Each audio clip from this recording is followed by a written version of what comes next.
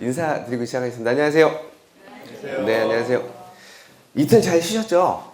네. 네. 어떠셨어요? 첫날 강의 들으신 내용 기억나세요? 가셔서 보시니까 좀 어떠세요? 안 보셨나요? 보셨어요? 보셨는데 느낌이 어떠세요? 집에 가셔서 보셨던 느낌? 네. 부채가 더 많다. 사실 그거는 뭐 더 많을 수도 있어요. 근데 저도 뭐 재무제표가 이렇게 좌우 대칭된 게 마이너스가 더 크다가 저도 그게 이제 제로 됐을 때 만세 부른 적이 있거든요. 그래서 그거는 뭐 좀 어려우시겠지만 아무튼 잘 이겨내시면 되지 않을까 생각이 들고요. 첫날 배운 것을요 잠깐 정리하고 그 다음에 다시 진행을 하도록 하겠습니다. 첫 번째 시간에 배웠던 거는요, 제가 제일 중요하게 생각하는 게 상품에 대해서 기존에 저희가 하던 재테크 방식을 보시면 계속 상품을 가입하시잖아요. 그래서 제가 좀 놀라웠던 게 뭐였냐면 많은 분들이 그 금융회사에서요 매번 보면 상품이 새로 나왔대요. 그죠? 그리고 더 좋은 게 나왔대요. 그래서 가입했더니요 우리는 재산이 늘지 않아요. 자산이 늘지 않고 상품 개수만 늘어나요. 그렇지 않으세요? 네, 그래서 뭐 연금을 들으라, 소득공제 연금, 비과세, 보험, 뭐 새로 나온 펀드, 뭐 적금을 어떻게 들고, 근데 그렇게 해서 자산이 늘어나지 않는다가 아니고요, 굉장히 더디게 늘거나 오히려 주는 경우가 더 많았습니다. 그래서 저도 이제 금융권에 종사하면서 실제로 이렇게 가입되는 상품들이 내가 소비자일 때, 내가 소비자인 경우에 저한테 도움이 되는지 아니면 다른 누군가한테 도움이 되는지 실제 수익이 누구야? 이 관점으로 봤던 것 같아요. 그러면서 이제 질문을 하기 시작했더니 대답을 해주는 분들이 없더라고요. 오히려 화를 내고, 네, 오히려 욕을 먹고, 심지어는 뭐, 야, 네가 영업을 하는데 네가 파는 상품을 믿고 팔아야지. 뭘 알아야 믿죠. 네, 그래서 제가 사업을 그렇게 많이 망하면서 생각했던, 이렇게 하는 말 중에 하나가 믿고 거래하자라는 말을 제가 되게 싫어합니다. 믿게끔 행동해라예요. 그래서 믿게끔 자료를 갖고 와. 그 근거를 갖고 와. 그리고 나한테 믿어달라고 얘기할 것이 아니고 네가 믿게끔 그 환경을 만들어줘. 이 얘기를 하거든요. 근데 이제 오늘 또 드린 말씀이 우리가 하고 있는 상품의 또 일부를 말씀드릴 건데요.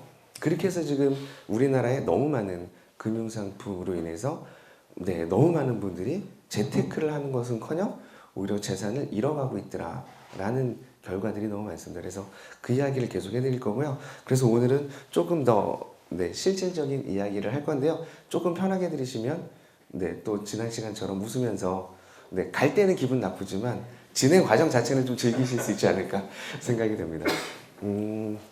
지난 시간에 배웠던 게 그래서 저희가 상품에 그렇게 집중을 했는데 상품에 가입하는 게 재테크가 아니다. 재테크는 방향성입니다. 그죠? 그래서 방향성이 틀린 상태에서 아무리 열심히 해도요 자산이 늘지 않더라. 그래서 여기 계신 분들한테 제가 영화 인타임을 꼭 보시라고 소개시켜드리고 있습니다. 다른 영화도 많은데요. 그 중에서 인타임이라는 영화를 보면 거기 주인공이 굉장히 열심히 일을 해요. 근데 생활은 나아지지 않아요. 그래서 더 열심히 하면 좋아지지 않을까 그랬더니 더 열심히 했더니 물가가 올라서 또 똑같더라고요. 그래서 그 친구가 나중에 나는 뭔가 크게 더 속았어 해서 이제 나오는 영화인데요. 시간을 돈으로 환산해서 시간으로 거래를 하는 인타임이라는 영화가 있는데요. 나중에 보시면 지금 우리의 모습과 너무 똑같아서 조금 소름 끼칠 정도로 무서운 또 그런 내용인데 내용 자체는 그냥 약간 액션 영화이기 때문에 재밌게 보실 수 있는데 담긴 메시지는 알고 보시면 자본주의라는 환경을 알고 보시면 조금 더 재밌게 보실지 않을까 생각이 듭니다. 아무튼 그래서 거기 보면 그 영화 또한 이제 뭐 대출 상품도 나오고 막 하는데요. 결국에 환경을 고려해야 된다라는 것을 첫 번째 시간에 얘기했습니다. 그래서 상품을 고를 때는 환경을 고려하고 거기에 맞는 상품을 골랐을 때 우리가 오류가 좀 줄더라. 환경을 저희가 고려하지 않으면서 이제 그동안 해왔던 것들이 저희가 마켓시어 1위라는 것을 했고요. 거기에 대한 이야기를 오늘 하기로 했잖아요. 그래서 그 전에 지난 시간에 했던 거 잠깐 하고 말씀을 드릴게요. 저희가 첫 번째 시간에 배운 게 그래서 환경이라는 건 자본주의 환경을 배웠고요. 자본주의 환경은 인플레이션이 본질적으로 있더라. 인플레이션은 두 개가 있는데 소비가 있고 자산 가치가 있는데 소비는 지출이 증가하는 거고 이거는 실물 자산 가치가 증가하는 거여서 지출이 느니까 얘로 옮겨가는 가능성이 줄어들고 그래서 빈부격차가 더 커지더라. 이건 기억나시죠? 네, 그래서 이제 상품이 아닌 우리가 방향성을 좀 잡아야 된다. 이런 말씀을 좀 드리고요. 그래서 이제 은행, 인플레이션은 왜 일어나는 거야 봤더니 거기에는 은행이라는 아이들이 있었고 이 은행으로 인해서 우리가 빚을 지고 그죠? 인플레이션으로 그들은 오히려 인플레이션으로 돈을 벌고 그 다음에 빚을 늘리고 그 다음에 못 갚게 하는 이런 현상을 지난 시간에 보여드렸습니다. 그래서 다시 한번 말씀드리는데요. 상품의 기능, 우리가 알고 있는 뭐 복리, 비과세, 지금 이제 소득공제에서 세액공제로 바뀌었죠. 이런 기능에 현혹되실 게 아니고요. 이것이 우리 삶에 어떻게 크게 먼저 적용되는지 요걸 먼저 한번 보셨으면 합니다라는 말씀을 드렸습니다. 그리고 지금 생각났는데요. 그렇게 해서 이제 저희가 상품을 여기 계신 분들이 특히 연말 되면은요. 또 무슨 상품이 가장 또 흥행을 하죠? 연말 되면 연말정산. 그래서 소득공제 상품 하라 그러잖아요. 네. 오늘은 아마 그 얘기를 또 본격적으로 해야 되지 않을까 생각이 됩니다. 그래서 다시 한번 말씀드리는데요. 기능에 집착하시면 안 돼요. 네, 이게 좋은 거예요. 이런 기능에 집착하실 게 아니고 환경에 맞는지 한번 다시 보셔야 됩니다. 그래서 하나만 더 써놓을게요. 그래서 이 인플레이션, 이 결과는요. 결국엔 돈 가치는 떨어지고 실물 가치는 올라가더라. 이것을 머릿속에 꼭 담고요. 네, 진행을 한번 해보도록 하겠습니다. 여기 계신 분들 노후 하면 걱정 많이 되시잖아요. 근데 제가 제일 싫어하는 말이 노후인데 일단은 노후에 대한 이야기를 한번 해보겠습니다. 선생님, 올해 실례지만 나이가 어떻게 되세요? 저희 35이요. 35. 노후 준비는 하고 계세요? 아직. 노후는 어떻게 감당하시려고 미루고 계세요? 안 늙으실 것 같으세요? 아니, 늙을 것 같아요. 늙죠. 지금도 늙고 있는 거잖아요, 우리는. 네. 근데 그럼 노후 준비를 어떻게 하시려고 하고 계세요? 준비를. 대답이 생각나면 없다는 건데 준비가. 그죠? 원래는 이제 돈을 모아서 이제 부동산에 투자를 해서 임대 수익으로 노후를 좀 준비하려고. 네네. 근데 요즘 뭐 TV 보면 뭐 부동산 가격 폭락, 인구 구조에 따른 부동산 거품 이런 얘기가 나오는데 괜찮으시겠어요? 이제 부동산의 어떤 가격보다는 그 부동산의 뭐 입지라든지 그다음에 그 부동산의 어떤 활용 가치를 좀 보고 가격이 떨어지더라도 거기서 이제 어떤 월세를 받는 월세가 뭐 기본적인 노후 정도 되는 그런 부분을 좀 보려고. 알겠습니다. 저희가 꿈꾸는 삶이긴 하네요. 알겠습니다.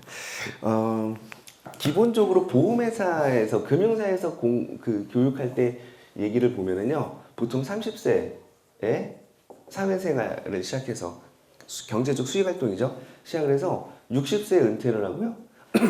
80세까지 산다는 자료가 있었는데요. 이게 좀 바뀌었죠. 그죠? 어떻게 바뀌었죠? 일단은 돈을 벌 수 있는 은퇴가 늘어났어요? 땡겨졌어요? 땡겨졌어요. 그래서 기존에는 저희가 30년을 벌고요. 20년을 썼거든요. 근데 지금은요. 이게 땡겨졌어요. 그죠? 이쪽으로. 이렇게 되면 어떤 결과가 있죠? 그럼 55세 은퇴한다고 해볼게요. 그럼 30년에서 25년 버는 걸로 바뀌었네요. 맞나요? 맞아요. 여기서 5년이 늘어나니까 여기서 5년이 이렇게 땡겨지니까 여기는 5년이 늘어난 효과잖아요. 그래서 이제 돈이 없이, 그러니까 수입이 없이 생활하는 기간은 20년에서 25년으로 늘어났네요. 맞나요? 네. 그죠? 효과로만 보면 그렇잖아요.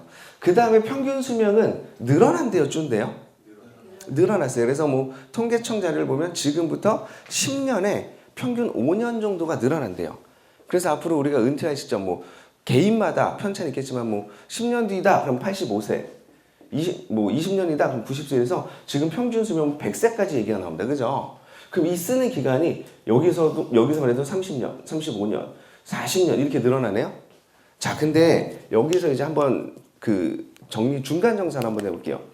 5년만 줄었다고 가정했을 때 25년이면 이게 대칭입니다. 그죠? 25년 모아야 25년을 써요. 자, 그러면 선생님, 노후자금 물가 계산하지 말고 지금 수준으로 월에 얼마면 편하실 것 같으세요? 월에 개인적으로. 나 이 정도면 돈 걱정 안 할 거야. 네, 되게 많이 쓰셔야 돼요. 저요? 네네. 그냥 300. 300? 자, 그러면 25년 곱하기 300만 원을 쓰시는 거네요? 그죠? 그럼 대칭이잖아요. 그러면 25년 모아서 25년 쓰는 거니까 지금 300씩 모아야 300을 쓸 수 있다 이런 계산이 나오나요? 맞아요? 맞죠? 요렇게 보면 그래서 지금 300을 모으고 계세요?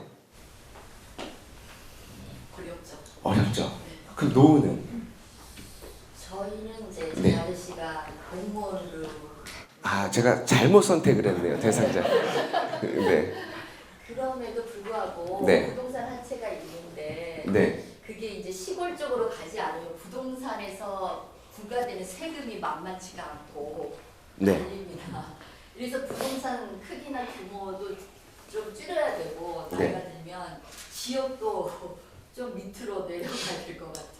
네, 그건 이제 선택권이 좀 넓으신 분들이고요. 일단 우리는 부동산이 없기 때문에 일단은 조금 부러운 얘기, 연금도 없거든요 지금.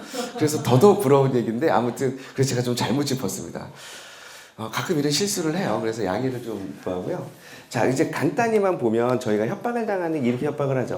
25년 벌어서 25년 써야 되는데 이 버는 금액이 똑같거든요. 그러니까 모으는 금액을 그대로 쓸 수 있다 이게 대칭돼서 한다. 그래서 이제 그들의 얘기는 그래서 노후 준비가 만만치가 않고, 그죠? 그 다음에 금액이 커야 된다라고 해서 연금 금액을 더 크게 우리한테 부족하다 이러면서 이제 팔았잖아요. 그래서 이제 우리는 그 연금을 내기 위해서 지금 여유 있게 사세요? 근근히 사세요?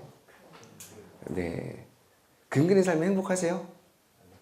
네, 어렵습니다. 이게 화나요. 화딱지 납니다. 그죠? 요 문제를 한번 짚어보도록 하겠습니다. 그래서 제가 오늘 상품을 한번 팔아볼게요. 실제로 파는 건 아니고요. 한번 가상으로 하는데요. 원하시면 진짜 팔 수도 있습니다. 한번 예시를 한번 들어볼게요. 기본적으로 보험회사에서 이렇게 파는 상품들은요. 금액을 예를 들어서 뭐 100만 원씩 25년 내면 25년간 100만 원을 주진 않습니다. 그죠? 100만 원씩 내도 금액을 적게 하는데요. 제가 오늘 특별히 여기 오신 분들을 위해서요. 저한테 지금 여기 나이가 다 30세라고 가정 한번 해볼게요. 내가 뭐 나이가 많든 적든 30세라고 가정하면 저한테 100만 원씩요. 10년만 받을게요. 10년만. 많이도 안 받겠습니다. 10년 받으면 요거 1.2억입니다. 그죠? 1억 2천이 됩니다. 맞나요? 그리고 30세에 시작을 했잖아요. 그래서 50세의 은퇴를 기준으로요. 그러니까 10년 납 10년 거치예요. 여기서 이제 제가 돈을 어떻게 드리면 100만 원씩 50년 드릴게요. 10년 받고 50년 더해서 총 6억을 드릴게요.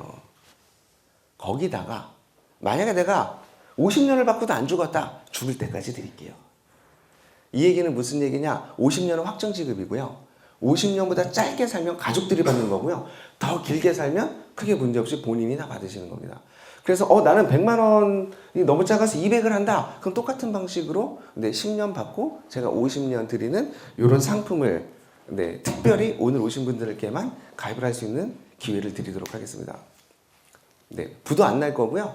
보증 다 있으니까 걱정하지 마시고요. 요거 수익률을 환산을 안 해봤는데 수익률이 꽤 높습니다. 그죠? 1.2억 받고 6억이에요. 얼마 하실래요? 200만 원이요? 200만 원이요? 되게 돈이 여유가 있으신가 봐요. 네. 빨리 한번 가볼게요. 선생님, 얼마 하실래요? 100만 원. 선생님요? 100만 원. 선생님요? 안 할래요? 네, 알겠습니다. 안 하시고, 뒤에 계신 선생님은요? 100만 원. 두 분 좀 이상하게 같이 앉으셔요. 희한한 분들이네. 선생님, 얼마 하실래요? 10만 원. 10만 원이요? 저 안 받을래요. 100만 원 이하는 안 받을래요. 일단 알겠습니다. 죄송합니다. 네, 선생님요? 은행 대출 받아서 300 넣겠습니다. 은행 대출 받아서까지 300까지 넣어요. 그쵸? 어차피 받아서 갚으면 되니까. 선생님요? 100만 원. 100만 원. 100만 원. 네. 100만 원. 안 하시고. 네. 보험회사에 근무하셨었잖아요. 그때 기준으로 하셨을 것 같은데. 네. 안 하시고. 안 하시고. 뒤에 계신 분. 저는 그냥 상품이 어떤 상품인지 여쭤봐요. 상품은 아직 없어요. 제가 만들려고 해요. 오늘 이제 팔 거예요. 네. 근데 만약에 있다면 이런 상품이 지금 기준으로 어떠실 것 같아요? 생각해 보세요. 오늘밖에 안 팔 거예요. 네. 안 할게요. 네. 옆에 계신 선생님. 하시고. 대부분 다 하시네요? 뭐, 안 하시는 분들보다 하시는. 그럼 제가 또 이렇게 얘기할게요. 보험회사는 중간에 해약하면 원금을 안 주죠. 제가 중간에 해약하면 원금 드릴게요. 자, 이제 어떻게 하실래요? 안 하신다는 분들. 선생님, 원금 드릴게요. 원금 손실 없어요. 원금이 이자 이자가 붙으니까 6억이 되는 거죠. 근데 일반적으로 연금 1억 2천 내면은요, 이거 60세 가도 2억 안 됩니다. 그죠? 그래서 저희 6억이 돼요. 수익률 엄청납니다. 어떻게 하실래요? 이제 하실래요? 선생님 하신다고 바뀌었어요? 얼마 하실래요? 100만 원. 선생님은요? 그래도 잘 지금 당장 돈이 좀 없으세요? 네, 다른 거 해약하면 충분히 또 여러 개 되지 않을까요? 그죠? 제가 더 기분 좋게 해드릴게요. 오늘 가입하시는 모든 분들께는요, 제주도 가족 여행권을 드릴 거고요. 만약에 여기 계신 분들이 퍼펙트로 다 가입했다 그러면 제가 유럽 가족 여행권을 다 드릴게요. 자, 이제 어떻게 하실래요? 그렇죠. 안 할 수가 없습니다. 근데요, 네, 이렇게 이런 상품들을 하시면 우리는 또 망합니다. 이런 거 하시면 안 돼요. 네, 좋아 보이죠? 네, 이제 이 부분이 오늘 강의의 핵심이고요. 이게 지금 우리가 알고 있는 대표적인 연금입니다. 근데 연금보다 조금 좋은 거지 똑같은 구조잖아요. 근데 10년, 20년 받고, 그죠? 은퇴 시점에 다시 10년, 20년을 드리는 이런 상품인데요. 여기에 이제 많은 분들이 현혹되시는 게 이거 아니에요? 50년을 받는다? 받는 기간이 이렇게 길어서 좋다? 네, 요것을 한번 같이 풀어보도록 하겠습니다. 이거 하시면 큰일 납니다. 네, 한번 볼까요? 이제 요것을 풀려면은요, 저희가 원칙을 3가지를 아셔야 돼요. 이 원칙에 근거해서 저희가 모든 것을 할 거고, 앞으로요, 어떤 영업사원을 만나든 이 원칙이 어떻게 적용되는 거야 라고 하시면 그분들이 아무리 많은 말을 해도요, 판단하실 수 있는 기준이 됩니다. 원칙은 바뀌지 않아요. 그죠? 그래서 제가 조금 재밌었던 거는 개인적으로요, 제가 경제, 재테크를 공부하는데 책을 한 300권 정도 읽은 것 같아요. 되게 많이 읽었어요. 그리고 영상이랑 다큐를 보는데요, 되게 재밌는 거는 이 책은 이때 이렇게 된다 그러고 기준이 없어요. 얘는 주식을 하라 그러고, 얘는 채권을 하라고, 얘는 펀드를 하라 그러고, 부자들이 이렇게 재테크한다 그러고, 어떤 분은 부동산 하라고 얘기를 하고요. 기준이 없어요. 심지어 어떤 분은 적금을 하래요. 풍차 돌리기? 그죠? 그래서 했더니 풍차가 안 돌아가던데요? 어렵던데요? 유지하기도. 그래서 이제 그런 부분에서 제가 요거는 그 적게 벌어 잘 사는 제 책에 썼던 3원칙이 있는데요. 그걸 가지고 한번 판단을 한번 해보도록 하겠습니다. 첫 번째 원칙이 있어요. 첫 번째 원칙은요, 저 또한 사업하면서 많이 지키지 못했던 건데 지금은 굉장히 중요하게 생각합니다. 네, 원금을 잃어도 돼요, 안 돼요? 네, 원금 잃으면 안 돼요. 원금 잃지 말자요. 이게 별거 아닌 것 같은데, 그럼 한번 여쭤볼게요. 원금을 잃는 경우는 어떤 게 있던가요? 주식. 해보셨나봐요. 지금도 하세요? 지금도 하세요? 갖고 계세요? 보여줘? 잘 모르겠어요. 그럼 갖고 있다는 얘기예요. 떨어졌다는 얘기잖아요. 주식 같은 경우는 왜 하면 안 될까요? 하지 말라는 게 아니고요. 해도 원금을 잃지 않는 방법을 찾아서 하셔야지 그냥 하시면 안 돼요. 그죠? 자, 그럼 이제 주식으로 한번 볼게요. 제가 이 얘기를 하면은요, 주식이 맨 먼저 나오는데, 주식이란 아이는 어떻게 해야 수익이 나요? 어떻게 해야 수익이 나요? 주식이란 아이는 어떤 방식으로 해야 수익이 나요? 해보셨습니까? 싸게 사서 비싸게. 그렇죠. 싸게 사서 비싸게 팔아야 돼요. 근데 되게 재밌는 거는요, 항상 비싸게 사서 싸게 팔잖아요. 그러면 그 싸다라는 것과 비싸다는 게 기준이 없잖아요. 이걸 어떻게 맞추실래요? 못 맞춥니다. 자, 그러면 제가 하나 여기서 이제 우리가 논리적으로 한번 따져볼게요. 그러니까 이거를 해라 하지 마라를 판단할 게 아니고요, 어떤 근거로 판단해야 돼, 이걸 한번 보자고요. 싸게 사서 비싸게 팔아야 수익이 난다는 얘기는 쉽게 말해서요, 매매를 해서 수익이 나는 겁니다. 그죠? 사고 파는 과정에서. 근데 싸게 사서 비싸다라는 거는 내일을 맞춰야 돼요. 즉, 내일 이게 비싸질지 싸질지를 알아야 내가 산 가격보다 비싸져야 수익이 나는 거고요. 싸질 거지만 안 살 거잖아요. 항상 뭐를 해야 돼요? 내일을 맞춰야 됩니다. 맞나요? 논리적으로 접근해보면. 근데 여기 계신 분들이요, 내일을 맞출 수 있어요? 미래를 맞출 수 있나요? 못 맞춥니다. 못 맞추는 게임을 그럼 이렇게 얘기 한번 해볼게요. 이 미래를 못 맞추는데요, 공부하면 맞출 수 있나요? 네, 근데 주식 공부 많이 하시던데요. 그죠? 네, 주식 공부는요, 제가 봤을 때는 의미가 없더라고요. 제 개인적으로. 그래서 제가 주식에 관련된 책들을 보다가 어느 순간부터 다 던지고 안 봅니다.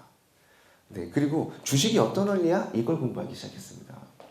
네, 얘네는 왜 이걸 하지? 그래서 주식을 해서 손해를 보신 분들은 네, 영화 한 편 더 말씀드릴게요. 영화 더 울프 오브 월스트리트라는 영화가 있습니다. 그 레오나르도 디카프리오가 나온 영화인데요. 그 영화를 한번 꼭 보시길 바랍니다. 물론 도서관이기 때문에 제가 책도 소개를 해드리겠지만 일단은 영화가 조금 더 이해하시기 편한데요. 그 영화의 한 장면이 나옵니다. 무슨 장면이냐면 디카프리오가 지방의 촌뜨기로 살다가 운 좋게 월가에 입성을 해요. 네, 그래서 거기는 우리나라 테헤란로 같은 거죠. 금융 산업의 메카인 월가에 입성을 합니다. 원래 안 받아줘요. 근데 운 좋게 들어가요. 그리고 운 좋게 그 월가에서 주급이에요, 걔네들은. 근데 주급 뭐 우리나라 돈 따지면 한 연봉 1억? 연봉이 아니고 주급 1억짜리 선배를 만나요. 얼마나 반갑겠어요. 주급 1000이었나? 기억이 잘 안 나네. 아무튼 $10,000가 1000이죠. 우리나라 돈으로 대충. 네, 주급 $10,000의 선배를 만나요. 한 달에 한 4,000번은 4,5,000번은. 그래서 선배가 밥을 먹재요. 그래서 이제 밥을 얼마나 긴장되겠어요. 기분도 좋고 연예인 만난 거 같잖아요. 너무너무 존경스러운 마음으로 이런 질문합니다. 선배님 우리 참 좋은 일을 하는 것 같아요. 네, 고객의 자산을 늘려주잖아요. 이런 얘기를 해요. 그랬더니 그건 다 뻥이야 이렇게 얘기합니다. 신기루입니다. 근데 우리는 고객이 돈을 벌든 못 벌든 이 거래소를 못 떠나게 함으로써 수수료가 계속 우리 주머니로 들어와. 그래서 우리가 돈을 벌어. 그래서 거기 누구도 주식을 맞출 수 없고 이런 얘기를 합니다. 그 영화의 가장 핵심 장면이고요. 제가 봤을 때는 그 메시지를 잊으시면 안 됩니다. 근데 물론 주식을 해서 돈을 버는 친구들이 있겠죠. 근데 잃는 분들이 더 많습니다. 그죠? 자, 그래서요. 저는 어떤 결론을 내렸냐면요. 주식이든 펀드든 뭐든 이게 중요한 게 아니고요. 미래를 예측해서 수익을 낳는 것들은 맨 마지막 재테크로 미룹니다. 하지 말라가 아니고 일단은 제가 원금을 잃지 않을 상황이 안 되면 저는 안 합니다. 그게 뭐가 됐든. 네, 근데 원금을 잃을 수밖에 없는 것들을 최대한 안 하는 것도 지키는 것도 재테크더라고요. 그래서 매매를 주 방식으로 하는 모든 재테크 수단은 일단 저는 좋아하지 않습니다. 근데 미래를 안 맞춰도 수익이 나는 거 이런 것들을 좋아합니다. 이해되시죠? 네, 그러면 이런 것들을 개수를 늘려 즉 황금알을 낳는 거위 아시죠? 네, 그래서 농부가 그러잖아요. 황금 거위의 배를 쭉 갈랐더니 이런 멍청한 인간 이렇게 우리가 네 기억나시죠? 거위는 죽었어. 그게 뭘까요? 원금 잃는 게 네, 거위의 배를 가르는 거고요. 그러면 그 황금알을 낳는 거위를 욕심낼 게 아니고요. 그런 거위를 2마리, 3마리 늘려가는 게 재테크입니다. 즉 수익을 늘려가는 얘기. 그죠? 그래서 원금을 잃지 않아야 되는데 주식이 원금을 잃습니다. 즉 미래를 예측해서 수익을 내다 보니까. 그리고 못 맞춰요. 그래서 주식에 대한 공부는 별로 좋아하지 않습니다. 참고로 제 개인적으로는요. 주식 수익률이 굉장히 좋습니다. 네, 근데 안 해요. 강의를 안 해요. 네, 그리고 실제 거래 지표를 나중에 보여드리면 딱 2번 했거든요. 총 3번 했는데 1번은 잃었고요. 나머지 2번째에서 잃은 걸 많이 하고 수익을 냈고요. 3번째는 조금 큰 수익률을 냈습니다. 네, 여기 계신 분들이 생각하는 것 이상입니다. 기본 한 10배 정도 수익을 냈어요. 네, 저로 인해서 수익을 내신 분들은 100배 수익을 내신 분들도 있습니다. 우리나라 주식은 아니고 중국 주식이었고요. 힌트를 드리면 2005년 중국 주식을 2008년 올림픽 이전에 파신 분들은 네, 그 정도 수익이 난 기록이 있습니다. 자, 그럼에도 안 해요. 미래를 예측하는 건 쉽지 않고요. 저도 또 못하거든요. 그래서 그런 건 강의를 안 합니다. 그 다음에요. 또 원금을 잃는 게 뭐가 있을까요? 주식. 그 다음에요. 또 뭐가 있을까요? 저처럼 사업을 망해도. 그죠? 그 다음에 뭐 사업 실패도 있을 거고요. 되게 중요한 게 원금을 잃는다는 건 내 들어온 돈이 나가는 거거든요. 그죠? 여기에는 소비도 해당됩니다. 그래서 절약단의 재테크는 맞아요. 절약만 강요하면 안 된다 이런 거죠. 그 다음에 이제 우리가 가장 흔하게 하는 것 중에 뭐예요? 상품을 가입하면서도 원금을 잃죠. 뭐죠? 보험, 연금 이게 다 여기에 해당됩니다.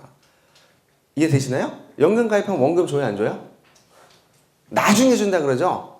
제가 만약에 여기 계신 분들한테요. 선생님 저한테 돈 좀 빌려주세요. 그리고 제가 20년 뒤에 갚을게요. 그럼 기분이 어떠실까요?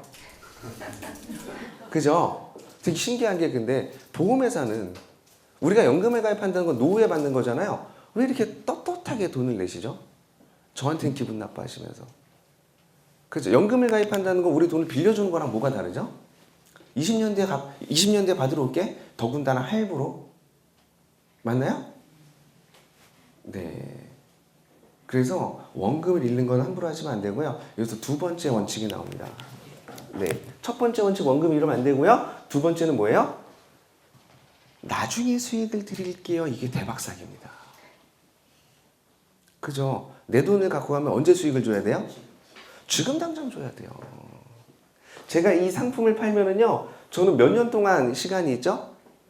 20년.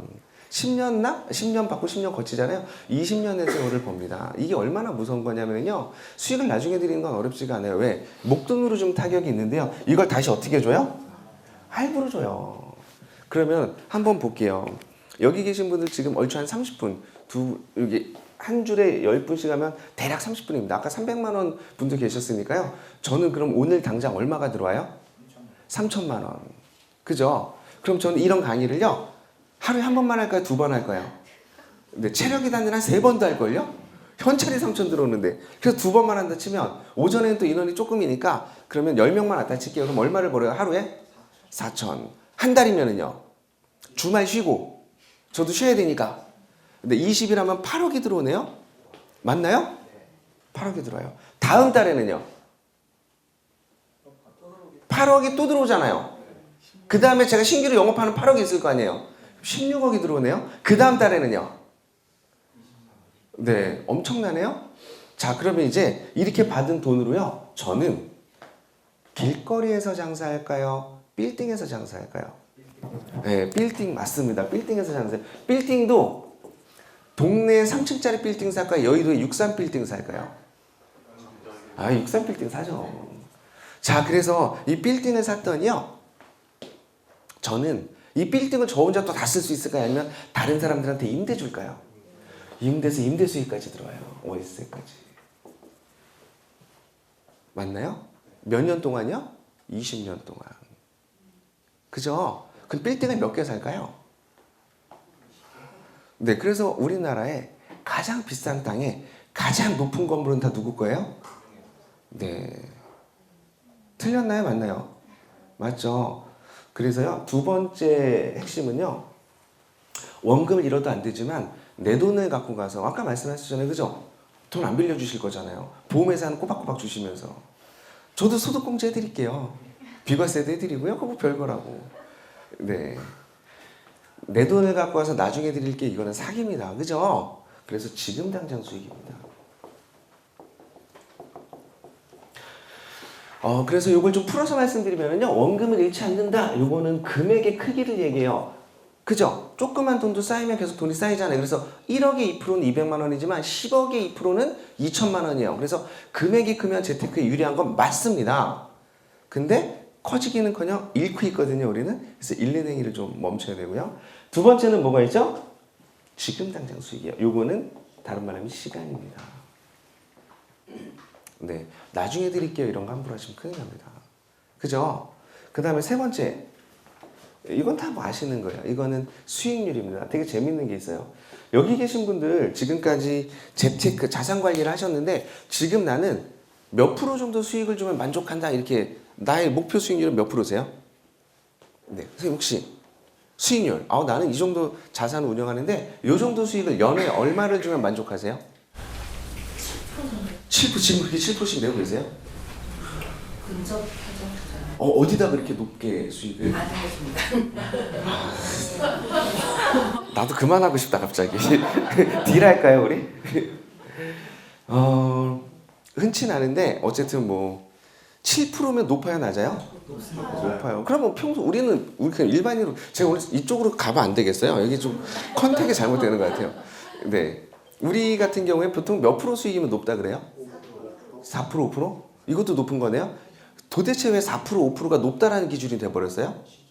시중금리죠. 여기서 하나 우리가 문제가 있습니다. 왜 우리는 수익률을 금리의 기준을 잡을까요? 이게 왜 그렇죠? 수익률은 높으면 높을수록 좋은 거 아닌가요? 7%도 높은 거죠? 안 높아요. 네, 무슨 얘기냐면요, 보세요. 돈 가치는 떨어져요. 그죠? 그래서 금리는 계속 떨어질까요? 올라갈까요? 지금까지 계속 떨어졌습니다. 최근에 올라간 거 말고요. 미국 금리 인상하는 거 말고, 네, 역대 한국 금리는 네, 이렇게 돼서 이렇게 계속 떨어지지 않았나요? 2008년도 제가 정확히 기억하는데 그 당시 2008년도만 하더라도요. 우리나라 기준금리 CD금리가 4.5%였습니다. 그래서 상호저축은행이 불과 10년 전에 상호저축이 7.8%짜리 예금이 있었어요. 지금 우리나라 기준금리 몇 프로예요? 1.25까지 떨어졌다 지금 요즘에 조금 오른다 만다 뭐 얘기가 있잖아요. 네. 최저금리가 제가 아는 선에서 그 당시에가 제가 처음에 금융세일즈를 할 때는 우리나라 역대 최저금리가 2.5라 그랬었거든요. 무너지던데요. 자, 금리가 계속 떨어지는데 왜 이 금리가 우리한테는 기준금리처럼 돼 있죠? 기준 수익률처럼 돼 있죠? 그쵸? 그러니까 우리는요, 뭐에 지금 이 시야가 한정된 우물한 개구리예요. 은행 금리만 보고 있는 거예요, 재테크를. 근데 그것도 잘못된 게요, 돈가치 떨어지거든요. 그러니까 계속 떨어지는 게 기준이 돼 있으니까 이렇게 겸손해지신 겁니다. 그죠? 뭔가 잘못된 겁니다. 수익률은요, 높으면 높을수록 좋습니다. 그래서 2%보다 3%, 3%보다 5%, 5%보다 6%, 이 수익률을 높이는 모든 행위가 다 재테크예요. 이거는 상품을 가입하는 것만 해당되는 건 아니고요. 상품을 없애는 것도 수익률을 높이는 경우가 있습니다. 그게 엊그저께 얘기한, 화요일날 얘기한, 그죠? 지난 시간에 얘기했던 대출을 갚는 것도 하나의 재테크가 됩니다. 네. 이런 것들 한번 다 고루고루 생각해 보셔야 돼요. 네. 그래서 수익률은요, 높으면 높을수록 좋아요. 자, 그럼 이제 계산을 한번 해볼까요? 금액 곱하기 시간 곱하기 수익률은 하면 수익이 나와요. 이게 다 곱하기 연산이에요. 네, 그래서 나중에 이렇게 시간을 끌어도 안 되고요. 그쵸? 근데 원금을 잃어서도 안 되고요. 여기서 뭐 하나 빵 되면 제로 되거든요. 여기다가 맨 마지막으로 마지막으로 해야 돼요? 환경, 인플레이션까지 감안을 해줘야 실질 수익이 나옵니다. 이렇게 계산하셔야 돼요. 인플레이션 앞으로 가도 안 돼요. 이 계산법을 가지고요, 우리는 매번 적용하신다면 누가 바른 말을 하고 누가 뻥을 치는지 아실 수가 있습니다. 안 그러면 계속 속아요. 여기에 다른 거를 자꾸 붙이지 마세요. 네. 그럼 이걸 가지고요, 저희가 지금까지 해왔던 것을 한번 다시 정리를 해보도록 하겠습니다. 제가 지금 당장 수익을 잠깐 부연 설명을 잠깐 드리면은요, 되게 재밌는 게 있어요. 금융회사는요, 우리한테 돈을 빌려주면 나중에 이자 받을게 하든가 지금 당장 받아가든가요. 그렇죠. 걔네들은 당장 받아가요. 반대로 우리가 돈을 맡기면은요, 지금 당장 이자를 주든가요, 만기에 주든가요. 여기서부터 뭔가 잘못됐네요. 그죠? 노후라는 거에 우리는 속아서요, 연금이라는 상품을 직시하지 않습니다. 그냥 노후 대책이야. 자, 여기서 다시 하나 풀고, 노후 대책을 연금이 없어도 된다가 아니고요, 연금보다 더 좋은 대안이 있으면 되는 거 아닌가요? 이걸 자꾸 상품으로 국한짓지 마세요. 그러니까 거기에 계속 매뉴얼에 빠져가지고요, 거기에서 헤어나질 못해요. 우리는 무조건, 그래서 이 강의를 들으면은요, 나 그래서 뭐 해야 돼? 네, 뭔가를 안 하는 것도 재테크가 될 수 있습니다. 꼭 뭔가를 해야 된다가 아니에요. 모르면 제발 하지 마세요. 그래서 이제 한번 볼게요. 이 세 가지 원칙을 가지고요, 이 원금 잃지 않고 지금 당장 수익을 갖고 요걸 보면은요, 이제 우리 한번 그래프를 한번 그려볼게요. 네, 그래프를 한번 그려보겠습니다. 어떤 문제가 있는지. 우리는 이 상품, 우리 다 연금 다 있잖아요. 지금 3층 연금 구조라고 하는데, 조심스러운 건 일단은 뭐 국민연금, 공무원연금 이거는 제외하고요. 포함되는 것도 있고 제외되는 것도 있는데, 큰 그림에서는 포함되고 또 작은 그림에서는 좀 다르긴 하거든요. 아무튼 그거는 나중에 뒤에 가서 설명을 드리기로 하고요. 일단 1차적인 문제를 풀어보도록 하겠습니다. 우리는요, 연금을 가입했어요. 그죠? 노후 준비 때문에 연금을 가입했어요. 그러면 여기가 이제 우리 그래프는 다 아시잖아요. 마이너스에서 시작하나요? 플러스에서 시작하나요? 가입하자마자 원금 줘요, 안 줘요? 안 줘요. 맞나요? 내가 노후에 찾아갈 거라고 돈을 맡긴 거예요. 빌려준 거예요. 그러면 내 돈을 다시 줘야 되잖아요. 근데 야, 너 이거 20년, 30년 뒤에 찾아가기로 했으니까 지금 찾아가면 원금 안 줄 거야, 이러지 않던가요? 그래서 원금 손실이라 하죠. 그래서 여기서 시작합니다. 그죠? 마이너스에서 시작을 합니다. 마이너스에서. 맞나요? 마이너스 시작을 하고요. 요 마이너스에서 시작하는 것도요, 회사마다, 상품마다 구간이 좀 다른데요. 제가 조사한 바로는 제일 싼 게 마이너스 11%에서 시작을 하고요. 비싼 건 마이너스 48%까지 가더라고요. 엄청납니다. 이게 마이너스가 깊다는 얘기는요. 원금이 회복되는데 시간이 오래 걸린다는 얘기입니다. 그죠? 이 얘기는 무슨 얘기냐? 내가 낸 돈 이만큼 있으면은요. 여기에 수수료 이만큼 빼고 요걸 가지고 이유를 준다 이겁니다. 그쵸? 이걸 이제 흔히 사업비라고 얘기하는데 뭐 사업비가 얼마냐? 이걸 비교하실 이유가 없어요. 제가 가장 답답한 게 뭐냐면 많은 분들이 상품 비교를 해요. 이건 마치 뭔가 하냐면요. 타잔이 밀림의 타잔이요. 팬티만 입으면 되잖아요. 그죠? 우리 지난 시간에 공부했죠. 근데 밍크를 쫙 깔아놓고요. 가격 비교해서 사겠다는 거랑 똑같아요. 그래서 제일 싼 걸 산다 한들 상황이 나아질까요? 아니요. 비싸고 좋은 걸 산다 한들 써먹을 수 있나요? 아니에요. 이래서 이제 환경이 중요합니다. 자, 다시 가볼게요. 이들이 원금을 잃는 그 영업 방식은요, 상품의 구조는요, 내가 낸 돈에 먼저 수수료를 띄는 겁니다. 우리 도박장 같은 데 보면, 도박 영화 보면은요, 100만 원 빌리면은요, 100만 원을 주는 게 90만 원 주고 이러죠. 선이자 띄죠. 연금의 사업비가 그런 거예요. 보험회사는 모든 상품이 다 선수수료 구조입니다. 맞나요? 맞아요. 자, 그래서 한번 되게 간단한 계산해 볼게요. 내가 1억을 맡겼는데 사업비가 예를 들어서 50%예요. 그러면은 5천만 원이 수수료고 5천이 운영이 되는 거네요. 여기 10%를 준다 한들 500이네요. 그죠? 그러면 1억이 5%짜리랑 똑같은 거네요. 근데 우리는요, 이 금리만 보고 와 이게 좋은 거야 이렇게 얘기를 해요. 보험회사 공시율을 함부로 믿지 마세요. 사업비가 높을수록 공시율이 높습니다. 근데 지금 어떤 문제가 있냐고요? 네, 사업비가 높은 상품을요, 방송을 하고 팔던데요. 강연을 하고 팔고요. 미쳤나 봐요. 그래서 너무 많은 분들이 와 이건 최저 보증이 된대. 이거는 고정금리래. 이건 복리 비과세래 이러면서 많이 가입하잖아요. 자살행위입니다. 제가 봤을 때는. 한 번에 안 죽고요. 계속 서서히 죽어요. 열심히 살아도 나아지지 않습니다. 이제 한번 사례를 들어볼게요. 그래서 마이너스에서 시작을 했어요. 그죠? 맞나요? 마이너스 시작을 했는데 아까 말씀하셨어요. 자, 여기 계신 분들이 저한테 100만 원, 200만 원, 300만 원 주시면 지금 삶은 이걸 납입하는 10년은 근근히 살까요? 여유 있게 살까요? 근근히 살아요. 그래서 이 납입 기간 동안 원금이 되고 이 납입 기간 동안 우리는 어떻게 산다고요? 근근히 살아요. 자, 근근히 샀더니 우울증 오거든요. 그죠? 화병 납니다. 그리고 나서요. 이게 어느 시기가 되면 목돈이 됩니다. 당연히. 그죠? 사업비를 뜯든 뭐 했든 어쨌든 기간이 20년, 30년 되면은요. 목돈이 될 수밖에 없어요. 맞나요? 맞아요. 자, 그러면 이것을 다시 우리는 목돈으로 받아요? 할부로 받아요? 할부로 받아요. 자, 그럼 그때 가서 그 납입한 돈을 할부로 받으면 여유 있게 사실까요? 또 근근히 살까요? 그럼 또 받다가 그죠? 받다가 결국에 우리는 언젠가는 생을 마감하겠네요? 그죠? 죽잖아요. 누구나 다. 여기 뭐 안 죽으실 분 없잖아요.